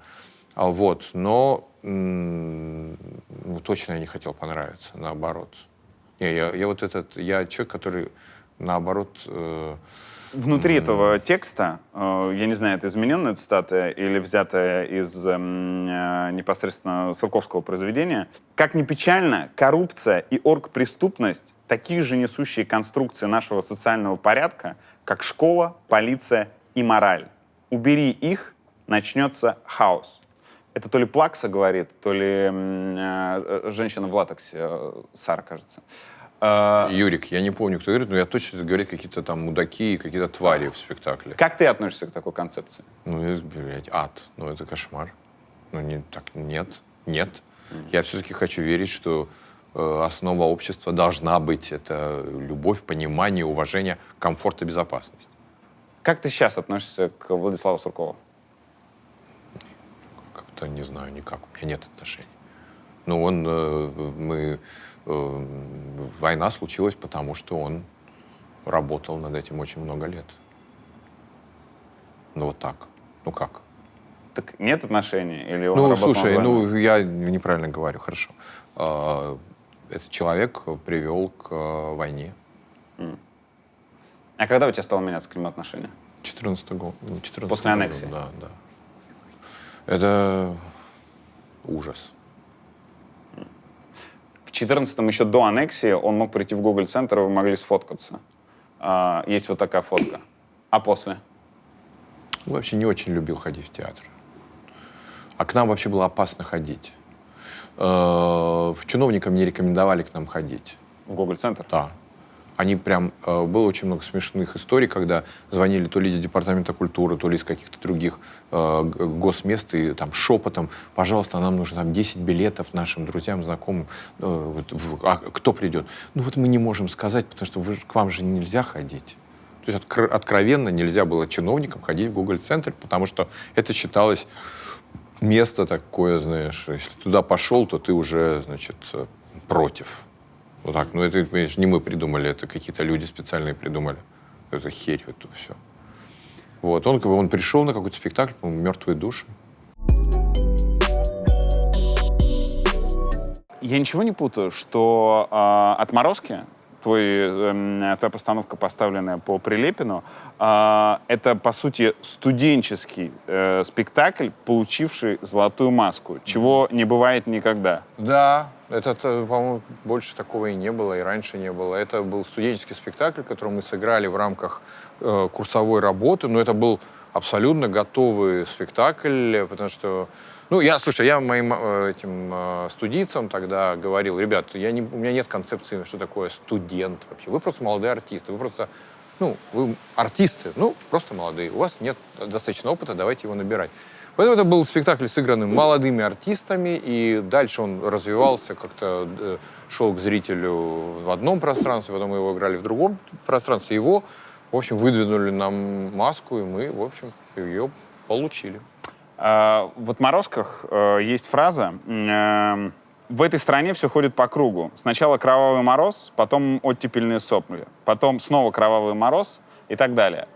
Тогда это произносилось еще до нового кровавого мороза, кажется, на финише очередных оттепельных сопель. Получается, все так? Ну, получается, да. Это не твоя фраза, это цитата Нет, это фраза Прилепина, которую говорит персонаж, которого, кстати, Прилепин не очень любит. Потому что он как раз тогда симпатизировал ребятам, вот этим отморозкам, как они у нас называются. Там тот, кто их пытался вразумить. Да, что тихо, спокойно, не высовывайтесь, молчите, не надо этой революции, не надо этой площадной активности, не лезьте в политику, никуда не лезьте. Все в России всегда по кругу, и, собственно, с вами разберутся. Когда ты последний раз коммуницировал с Захаром Прилепиным? Я тебе скажу, когда это было уже во время открытия Google-центра, и Google-центр это был уже такой, как они называли, либеральная клака там, или что-то такое для всех, для той части, значит, патриотической общественности, а Захар уже был ее, так сказать, лидер, глашатай. И тем не менее, когда у него вышла книжка к вопросу о вот этой толерантности, я его позвал сделать презентацию книжки и сделать разговор про, что называется, про ценности. Несколько повестей, несколько рассказов, и артисты их читали, даже тексты какие-то читали. То есть это был, так сказать, и разговор, и чтение фрагментов из этих текстов. И у нас был, мне кажется, очень хороший разговор. Каждый, наверное, остался при своем, но, во всяком случае, это была взаимоуважительная история. Я его считаю талантливым человеком. Считаешь ли ты его людоедом? Не знаю, я не могу, я с этими формулировками не хочу как-то ими жонглировать. Тебе легко, как журналисту, это сказать: ты людоед. Я не могу, я знаю, что у него чудовищная для меня позиция. И он призывает к войне сегодня, и он занимает совершенно радикальную позицию, оправдывая эту войну. Вот так я скажу. Как ты себе объясняешь, что с ним это произошло? То есть когда-то он симпатизировал тем, кто пытается что-то в стране поменять, пусть и радикальными методами. Ты знаешь, он на самом деле такой, видимо, был всегда, в нем всегда был этот радикализм, но при этом он находился в каком-то сложном взаимоотношении с его талантом.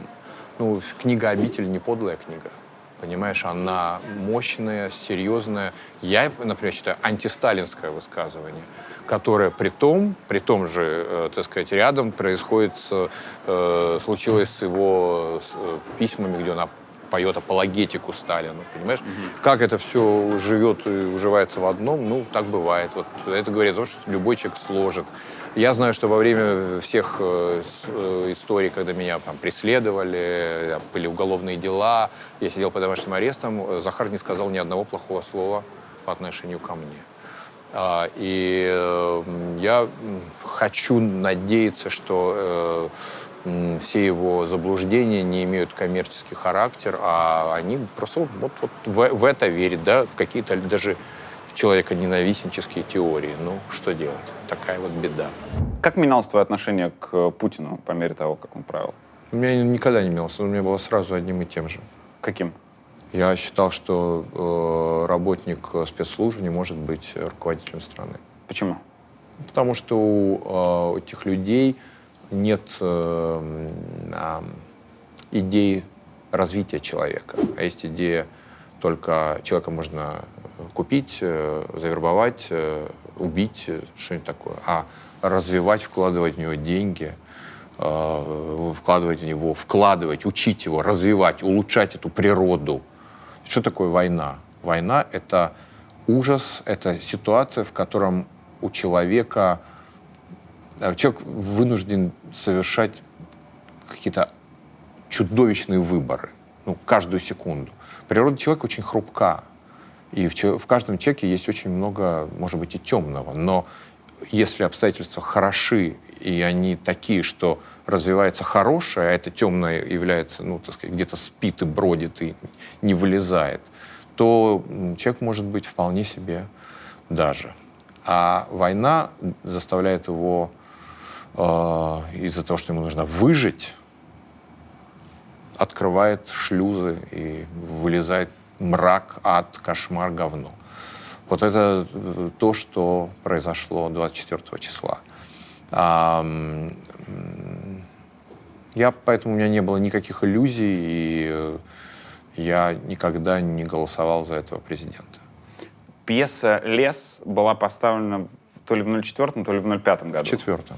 Там, поправляй, если я, как не театрал, неправильно все считал, там есть герой Буланов, в общем, самый коварный перец, который вступает в связь с хозяйкой пожилой, вот, таким образом всех наследников отшвыривает и становится как бы хозяином в поместье. Вот, то есть такой вот коварный план совершает. И этот Буланов, он выглядит аллюзией на Путина. Когда он выходит, говорит свою речь, и просто зал взрывается и все остальное. Это была намеренная аллюзия на Путина? Ну, ты знаешь, Или это, это да, слушай, это же шутки, это все были... знаешь, а в персонаже Наташи Тиньяковой кто-то видел Пугачеву. Хотя это не планировалось, понимаешь? Да, это была такая клятва верности Родине в том, что, значит, я сделаю так, чтобы наше поместье развивалось. Но это было похоже на какие-то инаугурационную речь. Предвыборное обещание. Да, поэтому это, так сказать, слушай, театр, он всегда строится на сарказме, на парадоксе, на пародии. То есть это такой элемент пародийного в этом спектакле. Все то, что ты сказал про почему тебе все ясно было с Путиным, про спецслужбы и все остальное, ну, у людей еще больше вызовет вопросов, почему же ты пошел на этот шаг контактов с Сурковым? Разве не проще сделать, что я, Кирилл Серебренников, я не люблю спецслужбистов, и поэтому ставить пьесу по авторству одного из фронтменов этой спецслужбистской группировки я не буду, потому что я Кирилл Серебренников. Юр, ты смотришь на всю ситуацию из сегодняшней жизни, из сегодняшних обстоятельств. Тогда было как-то по-другому, И да, это спецслужбы, да, они работают, но вот они что-то делают, вот они как-то меняют. Знаешь, все испытывали какие-то самые разные отношения к государству, шло волнами. Но вот здесь, да, вроде бы, что-то делают да, хорошее, даже хорошее что-то делают. А тут, да, тут делают плохое, но есть шанс, что, может, они исправятся, и, может быть, они как-то по-другому, так сказать, на это поглядят. Ну да, вот тут они наши, конечно, безобразие. Но вот зато вот дали деньги на прогрессивные какие-то искусства, понимаешь? Да, но вот тут они, там, Ходорковский. Но Ходорковский же тоже там сложная ситуация. Это какая-то их часть, они друг друга увольняют, они такие битвы элит, мы там в этом не разберемся. Понимаешь? Ну, то есть человек до последнего, до какого-то красного уже флажка пытается договориться с собой, с обстоятельствами, с внешним, внутренними и прочее, понимаешь? Ну, потому что надо работать, надо жить, надо, чтобы остальные люди тоже жили, работали, и чтобы развивалось что-то, понимаешь? Ну, так сказать, я не хочу, до свидания, я в белом, они все в говне. Ну, так тоже можно, но, как бы, так не получилось, было по-другому. Одним из людей, благодаря которому случилась платформа, которая потом уже привела в итоге к Google-центру, был Медведев, с которым ты встречался. Как ты себе объясняешь то, что происходит с Медведевым сейчас? Никак не объясняю. Я не знаю. Понимаешь, у меня нет объяснений, я знаю, что так не бывает, что все катится в тартарары, а где-то люди живут, и у них все хорошо.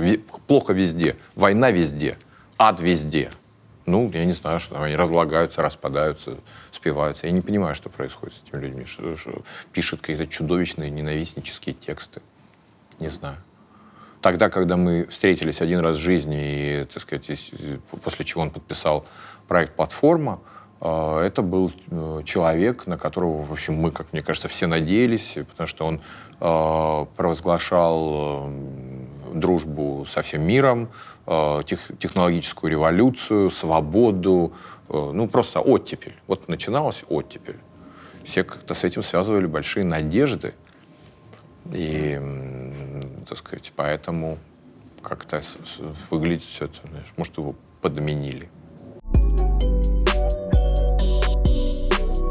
Ты смотрел видео Кати Гордеевой, где она объясняла суть театрального дела? Да, я же в тот момент сидел под домашним арестом. Это был вот самый такой момент. Потом я уже, знаешь, это немножко травматично, я ничего уже не смотрел.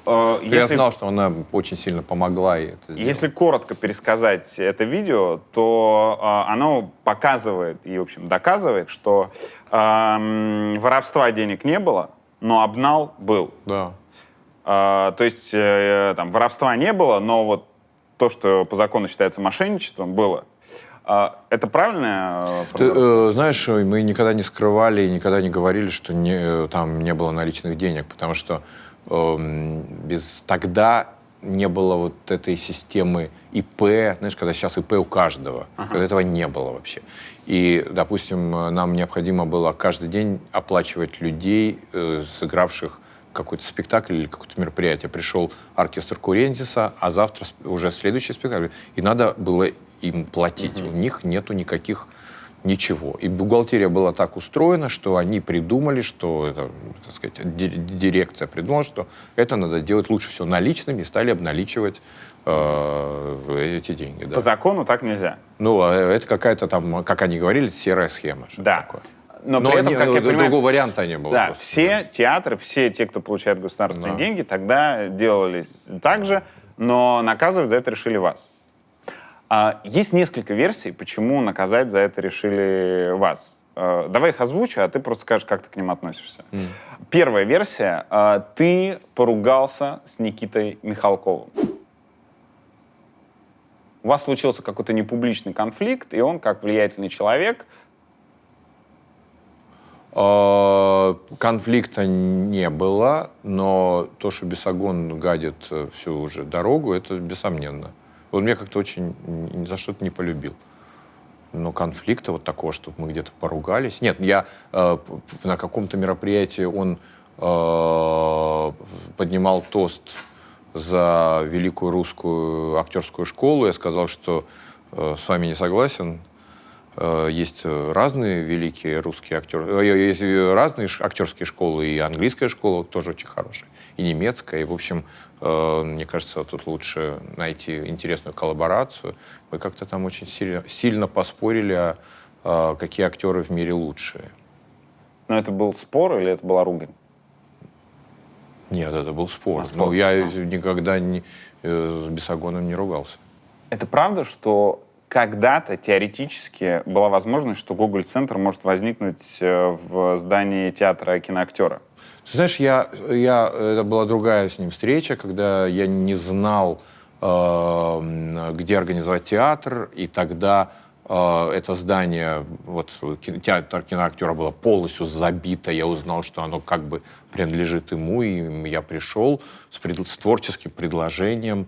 Вот смотрите, вот есть такая команда, вот если вам это интересно, давайте обсудим возможность творческого сотрудничества. Я придумываю программацию, есть ребята, молодые артисты, есть какие-то ваши артисты, давайте наполним это пустое здание какими-то интересными смыслами.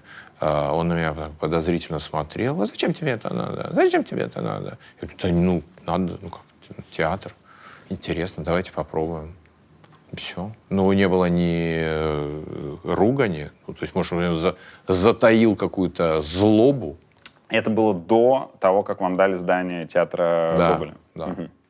Еще очень распространенная версия, личная, что то ли роман с кем-то из родственников спецслужбистов, то ли отказ. Я трахнул. Мне говорит, значит, Кирилл, ты трахнул сына генерала ФСБ. Я говорю: блядь. Ну вот я слышал такое, да. И это прям запускалось, говорилось. Да он просто... Все понятно. Ну как там? Личное трахнул сына генерала ФСБ. Не генерала ФСБ, а сына, блядь, генерала ФСБ.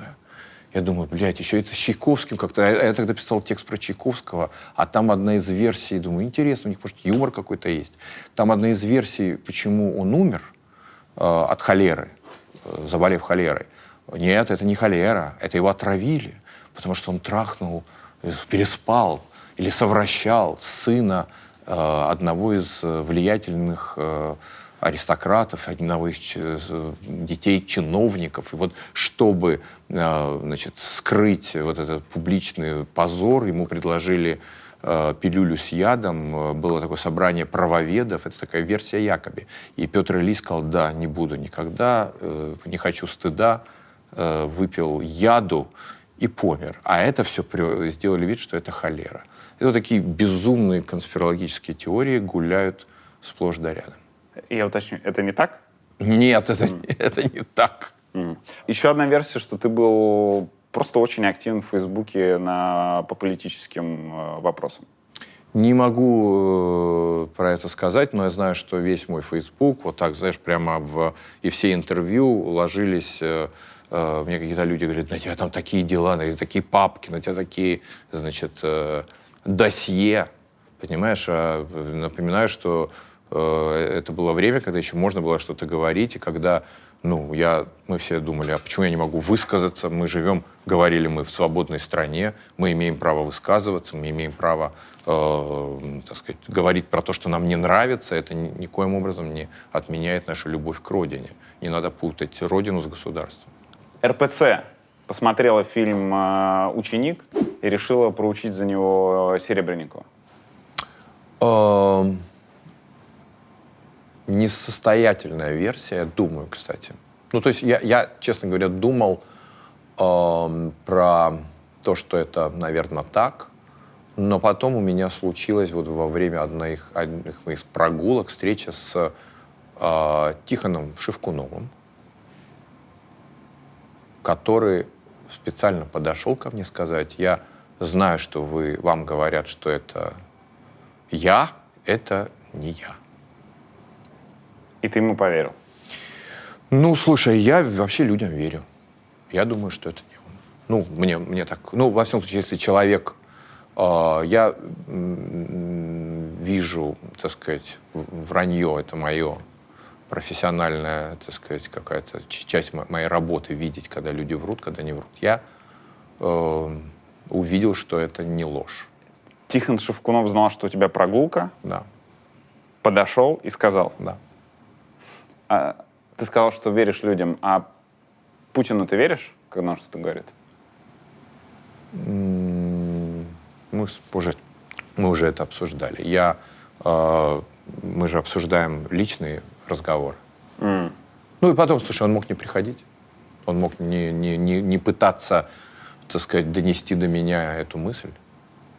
Ну, ему разве не плевать, что там думает какой-то опальный человек, сидящий под домашним арестом, которого объявляют жуликом, мошенником? А напомни, чьим духовником считают Тихона Шевкунова? Я не знаю. Ты знаешь, наверное. Владимира Путина? О, бинго! Просто уточнил. Еще одна версия. Ты почему-то стал врагом Владимира Мединского. Ну, отлично. Ну, этой версии, наверное, есть какой-то смысл, потому что, знаешь, я где-то написал или сказал в интервью, что для России совершенно трагической страницей будет, или фактом является то, что министром культуры стал открытый сталинист и человек невежественный, человек, который, в принципе, эту культуру ненавидит, а он просто законченный пропагандист, который превратил культуру в пропаганду. И Министерство культуры в Министерство пропаганды. И это катастрофа для такой огромной страны, как Россия, для которой культура всегда важнейшая составляющая, понимаешь? И я думаю, что, так сказать, он как-то меня люто ненавидел. Первые деньги, которые еще на фильм по сценарию Арабова брали у государства на фильм про Чайковского, был такой случай. Он закончился тем, что мы пришли, нас вызвали, вернее, в министерство, сидел этот, значит, как бы министр, и он без здрасти, без прелюдии сказал, значит так, нам надо, чтобы никакого гомосексуализма в этом фильме не было, Чайковский натурал и все такое. Нет никаких доказательств, что он гей. И меня потрясла не тон, не сам факт, которым не то, что надо спорить, а это просто открываешь книжку, читаешь, и там все тебе становится понятно. И не невежество, а то, что нам говорят, что нам делать.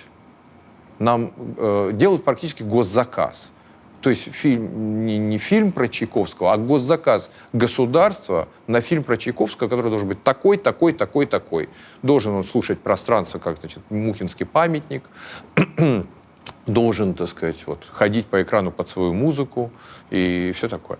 И мы вернули деньги, и этот фильм закончился. Тогда начались какие-то огромные, значит, первые ушаты помоев, грязи против меня, бред какой-то начался. Я сказал, в этой ситуации, когда государство бесконечно начинает говорить, гей, Петр Ильич не гей, вообще никто этих людей не просит это обсуждать, понимаешь? Я фильм лучше делать не буду. Что ты ответишь тем, кто скажет, а это справедливая логика, они платят деньги и поэтому имеют право диктовать условия? Я не хочу даже это комментировать, потому что это бред. Ну, что комментировать идиотизм? В чем идиотизм? Идиотизм в том, что, во-первых, это не их личные деньги, это деньги всех людей, это наши деньги, это деньги налогоплательщиков, которые имеют право смотреть разное кино и разный театр. Также всегда, знаешь, почему я был абсолютно уверен в том, что мы делаем в Гоголь-центре. Потому что есть огромное количество людей, которые ходят в театр, которые считают его своим домом, которые формируются его спектаклями, которые любят его, и у этих людей есть тоже право заказывать то искусство, которое им нужно, которое им хочется. Я 20 лет работаю в Москве, это, в общем, 20 лет аншлагов. Я не хочу гордиться, но это факт медицинский, понимаешь? Значит, есть люди, которые хотят смотреть то, что делаю я, и то, что я предлагаю в качестве там, спектаклей, работ своих и прочее. Значит, у этих людей есть право это делать. Почему какие-то мудаки принимают решения за весь народ, что народу нужно, что народу не нужно? Почему кто-то считает, что имеет вообще на это право? Это мы уже проходили, совок был уже. Они как бы методично считают, что Сталину надо, так сказать, вот возвращаются в точку бытия, где памятники Сталину должны обязательно быть. Ну, я с этим не согласен, я делаю спектакль «Похороны Сталина». И, конечно, это тоже является, что называется, разногласиями с линией партии. А есть смысл в том, что спектакль Гоголь-центра практически не найти в интернете, а «Похороны Сталина» лежит полностью в открытом доступе? Это потому, что во время пандемии мы показывали его.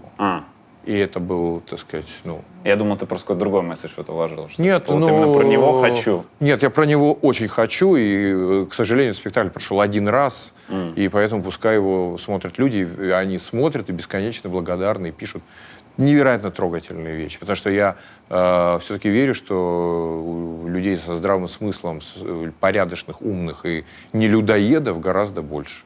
А пока мы шли, ты взял вот такую вот афишку, да? Да. Переведи, пожалуйста. Я не говорю История коммунизма, рассказанная Душевно больными. душевно больными, да. А 11-15 это время начала Да, или продолжительность? Да, нет. Нет, каждый день в 11-15 утра. То я же говорю, как сеансы. Они начинают играть с 10 часов, там какие-то, видимо, не очень сложные декорации быстро меняются. В 11 часов следующий спектакль, там в 15 еще следующий спектакль. Вот так целый день до вечера. У людей, которые не очень погружены в театр, часто, когда там даже афишу Гоголь-центра смотришь, может возникнуть вопрос, почему так продолжительно? Ну, слушай, есть такое понятие тотальный театр, то есть, который тебя забирает, и ты должен какую-то часть жизни прожить вместе с этой темой, с этими артистами, с этим сюжетом, с этими персонажами. В этом ничего нет плохого. Я видел хорошие короткие спектакли, хорошие, очень длинные спектакли. Кстати, здесь в рамках этого фестиваля будет спектакль его руководителя Оливье Пи, у него последний год здесь, который идет 12 часов. 12 часов. Вот. Ты бывал на таких? Да, бывал. И ты сидел от я начала до сидел конца? от начала до конца с перерывами. Никогда не забуду спектакль Мнушкиной, который назывался «Мимолетности», у которого было очень много разных сюжетных линий. Это был какой-то сериал, рассказанный средствами театра. И да, это было много-много часов, и между актами артисты и сама Мнушкина, это великий французский демократ, режиссер, который такой леворадикальный человек, женщина уже в возрасте, она разливала борщ зрителям. То есть нас кормили борщом, который сами, значит, артисты наливали публики. А ты идешь мимо абсолютно стеклянных гримерок, и ты видишь, как гримируются артисты, как вот здесь они готовятся к спектаклю. Это супер иммерсивно. Это не то, что иммерсивно, это театр открытый для публики абсолютный, который говорит всем своим вот устройством, существом: ребят, мы ваша часть, мы ничего не скрываем, мы вот, у нас теория открытых окон и теория максимальной честности. Это супер честный демократический театр, который я очень люблю и который, мне кажется, важным, в общем, в том числе и достижением французов. Технические вещи некоторые очень интересные. Ты, значит, под домашним арестом, но у тебя продолжают выходить и кино, и фильмы. Значит, смотри, какой-то был период, когда тебе нельзя было даже интернетом пользоваться. Ну, и вообще, пока шел домашний арест, мне нельзя было пользоваться интернетом. Как это контролировалось? Как могли... Твое я не перемещение знаю. контролировали Да, браслетом, да.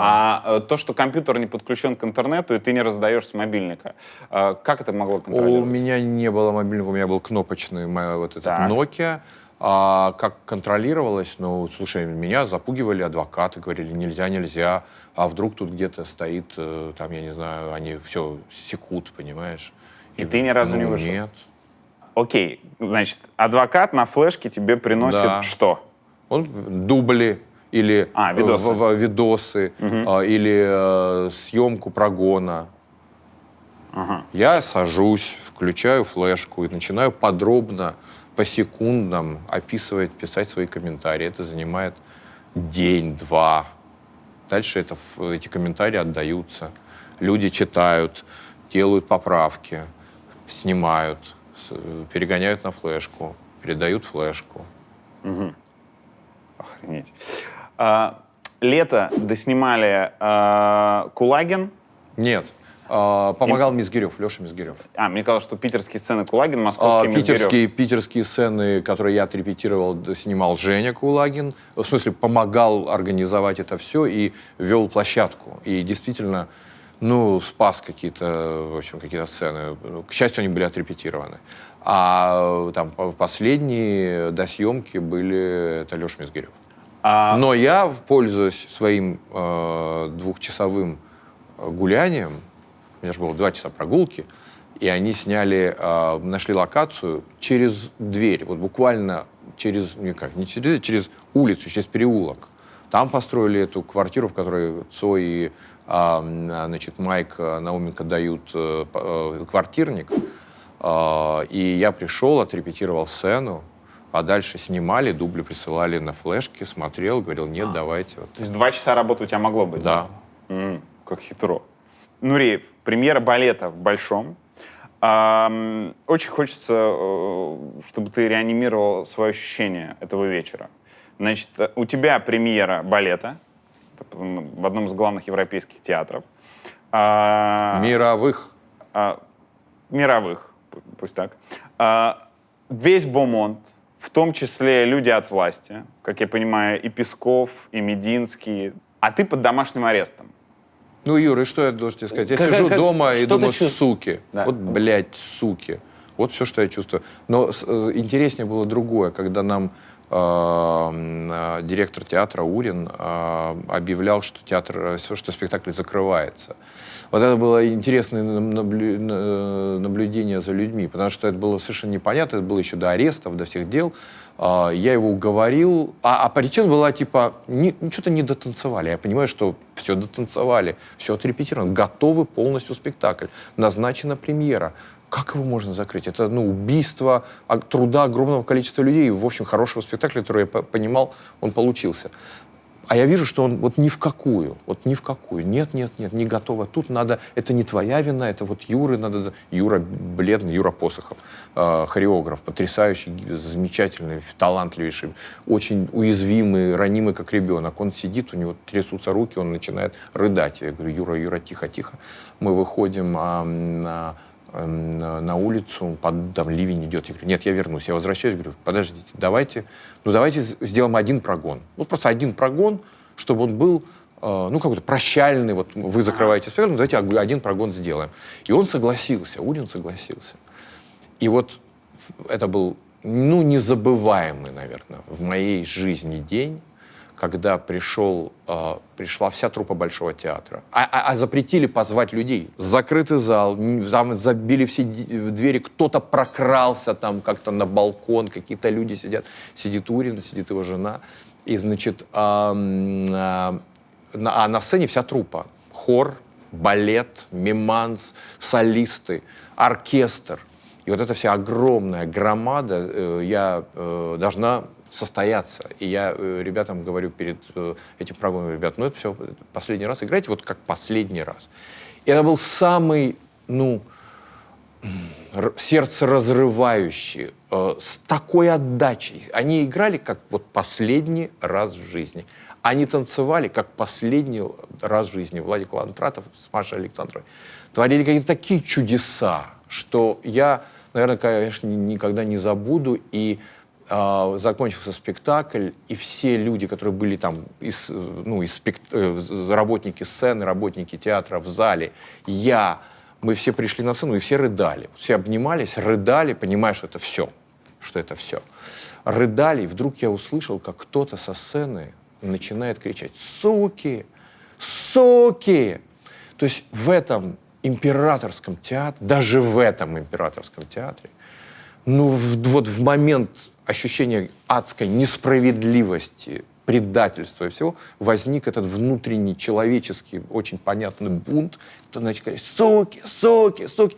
Я увидел, как, Урин с женой быстренько уходят из зала. Но потом, весть... То есть мы знали, что театр закрыт, спектакль закрыт, его больше никогда не будет. Но потом приехали попечители, которые то ли смотрели, то ли они посмотрели видео, то ли присутствовали на этом показе, в том числе, кстати, Абрамович, которые, видимо, уговорили, что этот спектакль нельзя закрывать по причине, ну, его какой-то ценности. И они решили сделать премьеру, и вот на эту премьеру пришли вот все те, кто арестовывал меня, все те, кто это приветствовал, все те, кто... Вот все они сидели и хлопали, и как-то... Вот это, конечно, интересно. Ну, такой сюжет. Еще один уровень удаленной режиссуры — это спектакли за границей, и ты пока не выездной. А это не просто спектакли, это оперы. Потому что драматические спектакли нельзя сделать дистанционно. Они требуют как бы живого присутствия. А оперы я придумал. У меня был первый проект, который был заранее запланирован. Опера в Цюрихе «Коза фан Туте» Моцарта. И, ну, понятно, они все ждали, что, может, меня как-то выпустят, а меня не выпускают, я сижу под арестом. Я через адвоката направил им письмо. Ребят, я придумал технологию, как я сделаю спектакль дистанционно. Они так немножко обалдели, но поверили. И я действительно это придумал. Если есть партитура, если есть, так сказать, ноты всей оперы, то я же могу привязать действия артистов непосредственно к каждому такту музыки. Это просто требует огромной работы. Я должен написать, ну, вот на этот такт рука поднимается, на этот такт поворачивается, а в видео происходит это, а в свет падает так. То есть надо сделать супер детальную партитуру, но время у меня есть, я могу этим заниматься. Я сидел и расписывал потактово весь спектакль. И потом это все отдал Жене Кулагину, он это отвез в Цюрих, и по этой партитуре они работали, снимали прогоны, присылали на флешки, смотрел на флешки, делал комментарии. Если бы у тебя высшее образование было не техническим, как ты думаешь, у тебя бы получались бы все вот эти вот финты? Ты знаешь, это может быть не про высшее образование, техническое или не техническое. Про склад ума, Ты знаешь, ты принял. я вдруг в какой-то момент подумал, что без чего невозможна эта профессия режиссерская. Без интереса и страсти к изобретательству. Я с детства, на меня очень сильно влиял журнал «Наука и жизнь». Вот там был специальный раздел, где тогда еще в советское время описывали самые немыслимые изобретения. Мне всегда было интересно, как люди изобретают что-то. Как, вот, знаешь, сделать так, чтобы говно не лилось по трубам, а вот придумать какую-то ситуацию, чтобы оно это делало хотя бы бесшумно. Вот. Ну, желание наблюдать за этим, так сказать, процессом, как человек изобретает что-то, меня весь этот процесс зачаровывал. Поэтому я думаю, что режиссер в первую очередь это какой-то изобретатель. Каждый раз ты должен изобретать, может быть, велосипед, но ты должен что-то изобрести. Вот. И я поэтому подумал, ну, я изобрету что? Ну, надо бороться. Они хотят, чтобы я сдох, хер вам, я буду, значит, как-то сопротивляться. И стал придумывать, как все-таки делать спектакли. Я наткнулся на твой комментарий в Инстаграме, твою переписку с Ксенией Собчак, и она писала, что у нас тоже есть нацменьшинства сосланные, искусственно переселенные, уничтоженные. Считая, что если в каждом театре не играет минимум 3 чеченца и 2 ингуша, то режиссер расист. Ты пришел в комментарии и написал, а если не играет ингуш-трансгендер, то режиссер еще и сексист. Может, я был бухой. Ну, от тебя херь. неожиданно услышать. Ну, ты знаешь, херь. Ну, херь какая-то бывает. А. Ты сейчас ошибся. Это просто случайно, когда мы Кирилла все, это было лет 5 назад. Это не сейчас. Нет, точно не сейчас. Ага. Это 500 лет назад я там что-то, блядь, сказанул. И, слушай, нельзя эти Не-не, комментарии это не по итогам новой этики. приносить в Следственный комитет либерального спасения, потому что они выглядят, как комментарии, блядь, человек может быть пьяный, обдолбанный, вообще не думать, с другим выражением лица это может быть сарказм, ёкало мене. И просто я, когда читал этот комментарий, я не знал, что ему много лет, но в этом комментарии ты немного в один ряд с Константином Богомоловым встал. Не в смысле прогрессивных спектаклей на сцене МХТ, а в смысле вот того, что он один из главных борцов с новой этикой. Не, ну, дурацкий комментарий, забудем про него. «Война» застала тебя на съемках фильма про Лимонова. Да. А, Понимаешь, Человек- да? То есть, человека, понимаешь, человек, который вой- хотел эту войну, просто ждал, про нее говорил и писал про нее. При этом он жил, как мы знаем, он жил в Харькове, в районе Салтовка, который стали бомбить в первые дни.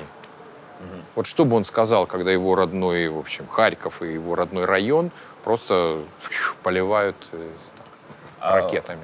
Я слышал мнение, зачем снимать кино и романтизировать человека, который был за много войн и хотел в том числе и этой войны. Почему романтизировать? Что значит романтизировать? Ну, потому что Лимонов при всем ужасе и людоедстве, он очень талантливый писатель. Да, он очень талантливый. И его личность настолько как бы разухабистая и Ну, интересна, это- что для многих подожди. это точно будет... Ну, то есть для многих это будет привлекательно. Ну, подожди, мы сочувствуем Джокеру. Кто-то да.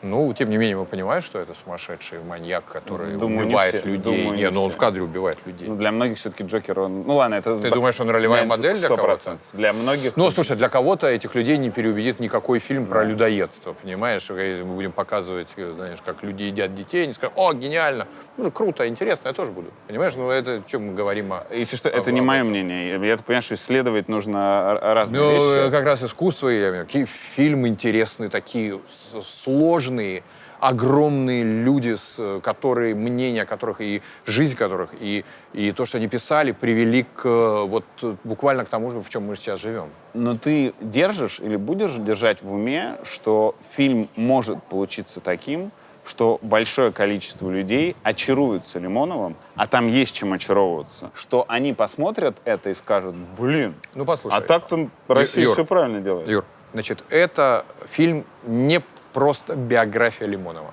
Это экранизация книжки Мануэль Каррера, французской книжки, которая стала бестселлером во Франции, и, собственно, она является основой. Поэтому это не вполне Лимонов, Эдуард Вениаминович Лимонов, которого я там пару раз встречал, и которого мы все знаем. Это некий Эдди, это некий герой этой книги, который сделан, разумеется, из биографии Лимонова, но это все-таки книга Каррера. Поэтому здесь мне это дает возможность найти эту дистанцию и попробовать не увлекаться, попробовать исследовать феномен, который называется Эдди. Я пытаюсь делать все честно, то, как я это чувствую, и то, что я про это думаю. Просто война и обстоятельства войны накладывают на это, конечно, совершенно другой, это как-то по-другому это полирует и поворачивает совершенно иной стороны, совершенно иного контекста. Мы начинали фильм снимать и придумывали его до войны. Сейчас происходит то, что, так сказать, что было в голове у Эдди, потому что у него было желание, конечно, разрушения мира. И мы какие-то вещи с Беном Вышел стали корректировать уже в момент съемок. Ну, меняются обстоятельства того, как фильм будут смотреть. Его будут смотреть, конечно, в контексте войны. Он не может это, мы не можем это не учитывать. И это не, нет, давайте замнем это. Наоборот, нет, мы должны понять, как вообще, что это. Я думаю, фильм будет злее, наверное, как-то. Как ты сам себе объяснил во время изучения Лимонова вот эту вот штуку про «Винтовка — это праздник»? Слушай, ну я в какой-то далекой юности помню моих друзей и даже чуть-чуть себя, которую мы распространяли газету «Лимонка». Потому что это был такой, ну это, знаешь, это была такая как бы вызов вот этой устоявшейся системе лжи и лицемерия государственного, которая была всегда. А тут появляется чувак, который говорит: блядь, все, сейчас мы... все нахер, и, так сказать, такую, вносит какую-то эстетическую позицию, знаешь, красуясь. В этом же разрушении есть задор, есть свежая кровь, и вообще вот эта фраза «разрушение молодит», понимаешь, это Вот про Эдуарда Вениаминовича очень, кстати. Технический момент по Чайковскому. Там есть момент, когда Один Байрон приходит, значит, на первую встречу с своей будущей женой, вот, и ему муха садится на лоб. Это срежиссировано? Он и так отгоняет еще. Ну, в смысле, как срежиссировать? Это реальная муха, потому что мне очень было важно, чтобы они там присутствовали. Во-первых, это время, так сказать, предхолерное, определенное санитарное состояние мира. И мухи должны быть, они должны жить в помещениях. И я, конечно, свел с ума наших реквизиторов, требуя мух. А дальше из жизни мух выяснилось, что летать вот по пространству могут только мухи, которые родились вот в том месте, где им надо летать, которые себя осознают частью этого пространства. Поэтому... Осознают. Да, они должны осознавать себя хозяевами места. И они... у нас там плодились мухи, они приносили какое-то гнилое мясо, в них предыдущие мухи откладывали личинок. А это в коробке происходило все? Это да, это под специальными лампами. Подальше эти мухи любовно выпускаем. Мы, сука, этих мух каждую в лицо знали, понимаешь? И поэтому, конечно, когда муха села на лоб Одина, и он ее элегантно смахнул, мы сказали «yes». Понимаешь? И был нанят специальный человек, который это делает? Да, это были специальные люди, которые занимались мухами. И когда мух было недостаточно, или они не так летали, я устраивал прям скандал и говорил: ребят, вы чего, без мух эта сцена невозможно, давайте отодвигать. Мы одну сцену переснимали из-за того, что мухи не полетели. То есть я теперь про мух знаю, в принципе, все. Повелитель мух называется. Как ты отвечаешь на вопрос, почему у тебя так много голого человеческого тела? Потому что я считаю голое человеческое тело одним из элементов театра. Вообще, идеальный театр для меня — это голый человек на пустой сцене. Любого пола, неважно какого, абсолютно. Это человеческое тело, которое не врет. И если ты обратишь внимание, в каждом моем спектакле есть огонь, есть вода, есть земля и есть человеческое тело. И это является одним из, ну, так сказать, частей моей, ну, извините за пафос, вселенной или той системы языка, который мне необходим. Это человек, его уязвимость, его хрупкость, его открытость, его беззащитность, его, ну, вряд ли даже привлекательность, потому что я никогда не делаю человеческое тело сексуальным магнитом, сексуальной игрушкой. Это всегда, даже в случае машины Мюллер, где на сцене 19 или 20 обнаженных людей, через 2 секунды люди перестают их хотеть. Они их воспринимают как объект искусства. Сцена, где умирает любовник жены Чайковского, и он мастурбирует, глядя на нее, и просто как бы изрыгая кровь, видимо, у него чехотка. Почему она тебе была важна, эта сцена? Потому что это сцена про высшую пику, высшую, так сказать, эссенцию любви. Он ее так любит, он ее так хочет, что даже умирая от чехотки, а чехотка, как известно, и в случае, допустим, того же Чехова, это такая лихорадочное, очень сексуальное состояние. Люди сексом занимались без остановки, потому что чехоточный, вот, так сказать, как организм при чехотке развивается, он приводит к повышенным либидо, вот, к либидозным, так сказать, явлениям, к желанию постоянному. Вот. И это описывает, кстати, в своих мемуарах Чехов, это про него пишут в письмах, он пишет это в письмах про себя. И здесь то же самое. Человек умирает от чехотки, но он так любит свою женщину, которая ему не ответила взаимностью, что вот мне хотелось это сделать. Таким уже, ну, безумием каким-то тоже. Как ты принимал решение уехать?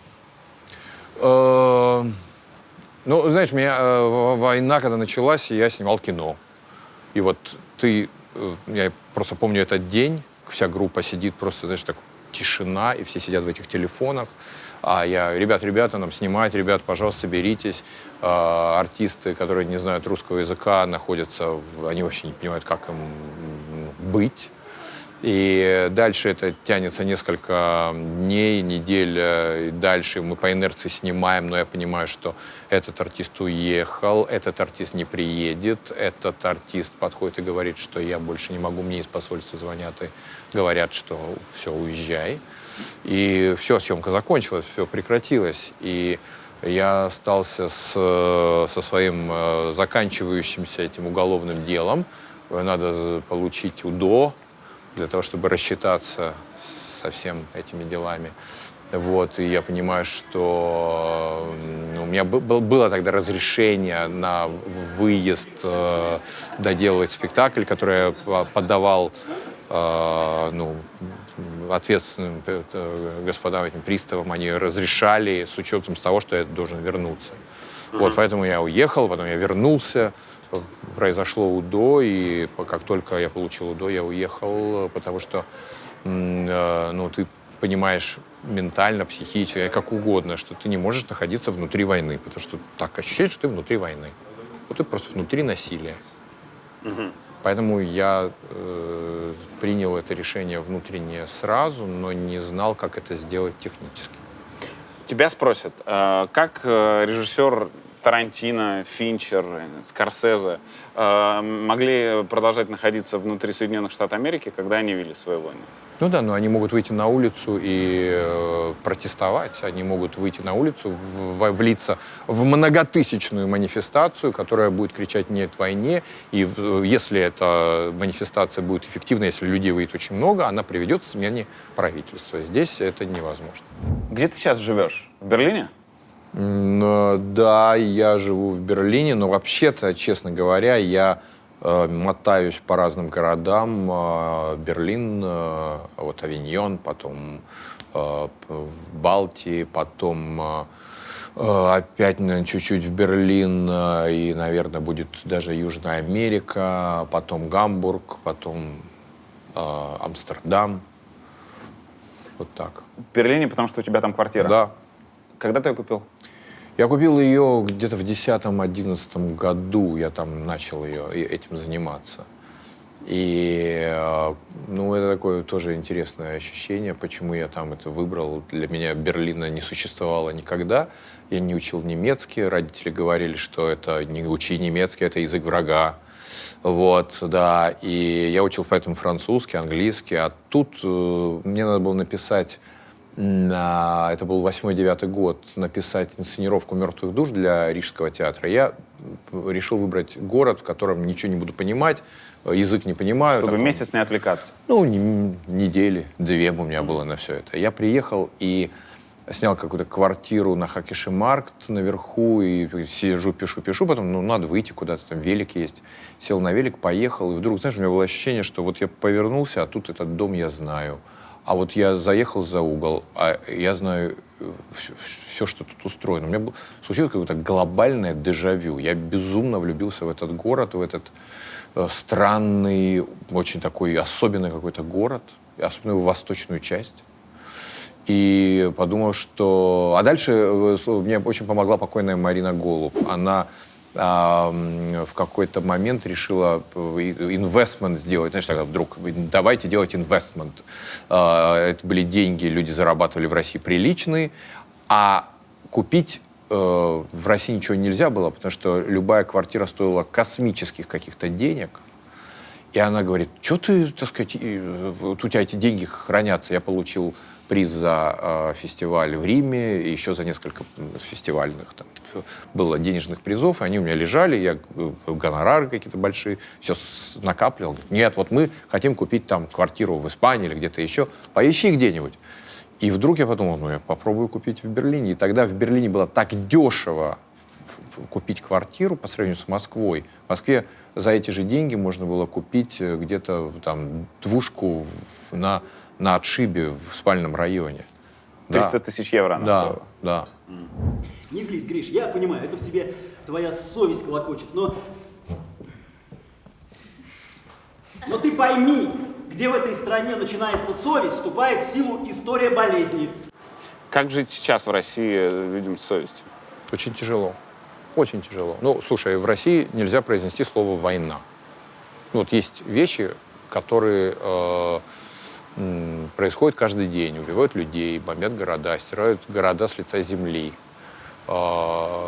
Какие-то народы переселяют из одних мест в другие. И это нельзя назвать войной. Это надо как-то называть сложными лексическими конструкциями. люди с совестью испытывают чудовищный когнитивный диссонанс, они испытывают дикий невроз, они заболевают, они разрушаются. Я просто знаю несколько таких историй. Люди, не могущие уехать, не все могут уехать, понимаешь? Не у всех есть эта возможность. Работа, деньги, карточки, визы. Это все сложно. Есть семьи, которые не пускают тебя, есть старые совсем родители, которые без твоей помощи не справятся, есть там, я не знаю что. Люди не могут, но им заткнули рты, они не могут произнести, не могут назвать войну войной, подлость подлостью, людоедов людоедами. Ну, кто-то скажет, что это всего лишь слова. А потом, ну, то есть, ну, подумаешь, запрещают тебе как бы произносить слова. Но это не просто слова. Это, знаешь, мы так или иначе все должны сформулировать себя и сформулировать мир, в котором мы живем. Если у нас забирают возможность честно по-настоящему это определить и заставляют нас какими-то симулякрами, фейками, какими-то чудовищной ложью, заливают, все бетонируют ложью. Ну, то есть это может быть, кстати, достаточно эффективно в краткосрочной перспективе, но ну, вот где-то вот рядом, да, ну, всем запретить думать, запретить что-то произносить. Можно только петь осанну партии, верховному вождю там, и ходить колонной. Ну, такие же общества живут, ну вот Корея так живет, Куба так жила, там какие-то страны так живут достаточно долго. Но что будет дальше? Во что это превращается? Во что это мутирует? Как люди меняются? Вот это, об этом я даже не хочу про это узнавать. Но я боюсь, что нам, нашему поколению, я там старше тебя, но все равно мы как-то принадлежим к одному поколению, придется про это узнать. Как ты думаешь, когда ты сможешь вернуться в Россию?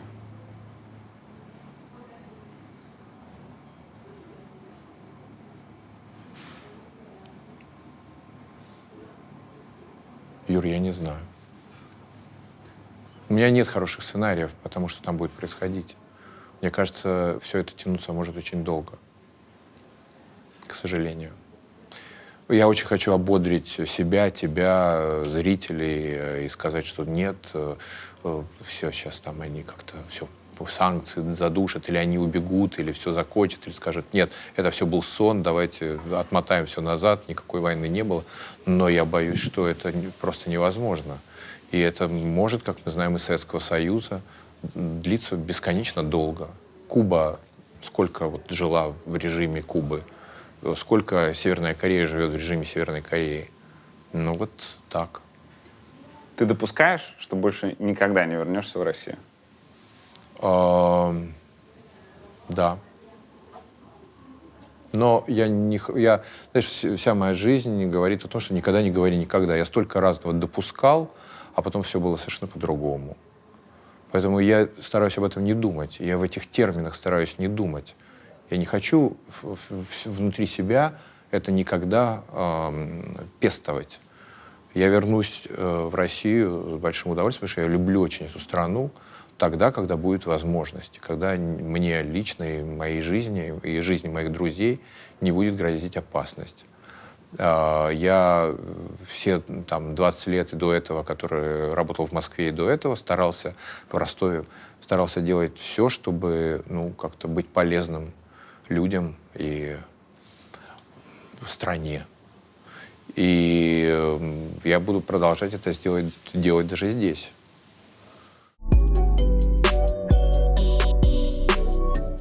И финально. В чем сила? В правде. Я не знаю, Юр, в чем сила. Сила. Иногда она в слабости, в уязвимости, в трогательности, в честности, в людях, которые находятся в тотальном меньшинстве, а у них, тем не менее, есть сила. Сила есть у этого Алексея Горинова, которого посадили на 7 лет за то, что он называл войну войной. Это сильный человек, и в том, что он сказал, и в том, с каким мужеством он встречает этот чудовищный приговор, в этом есть сила.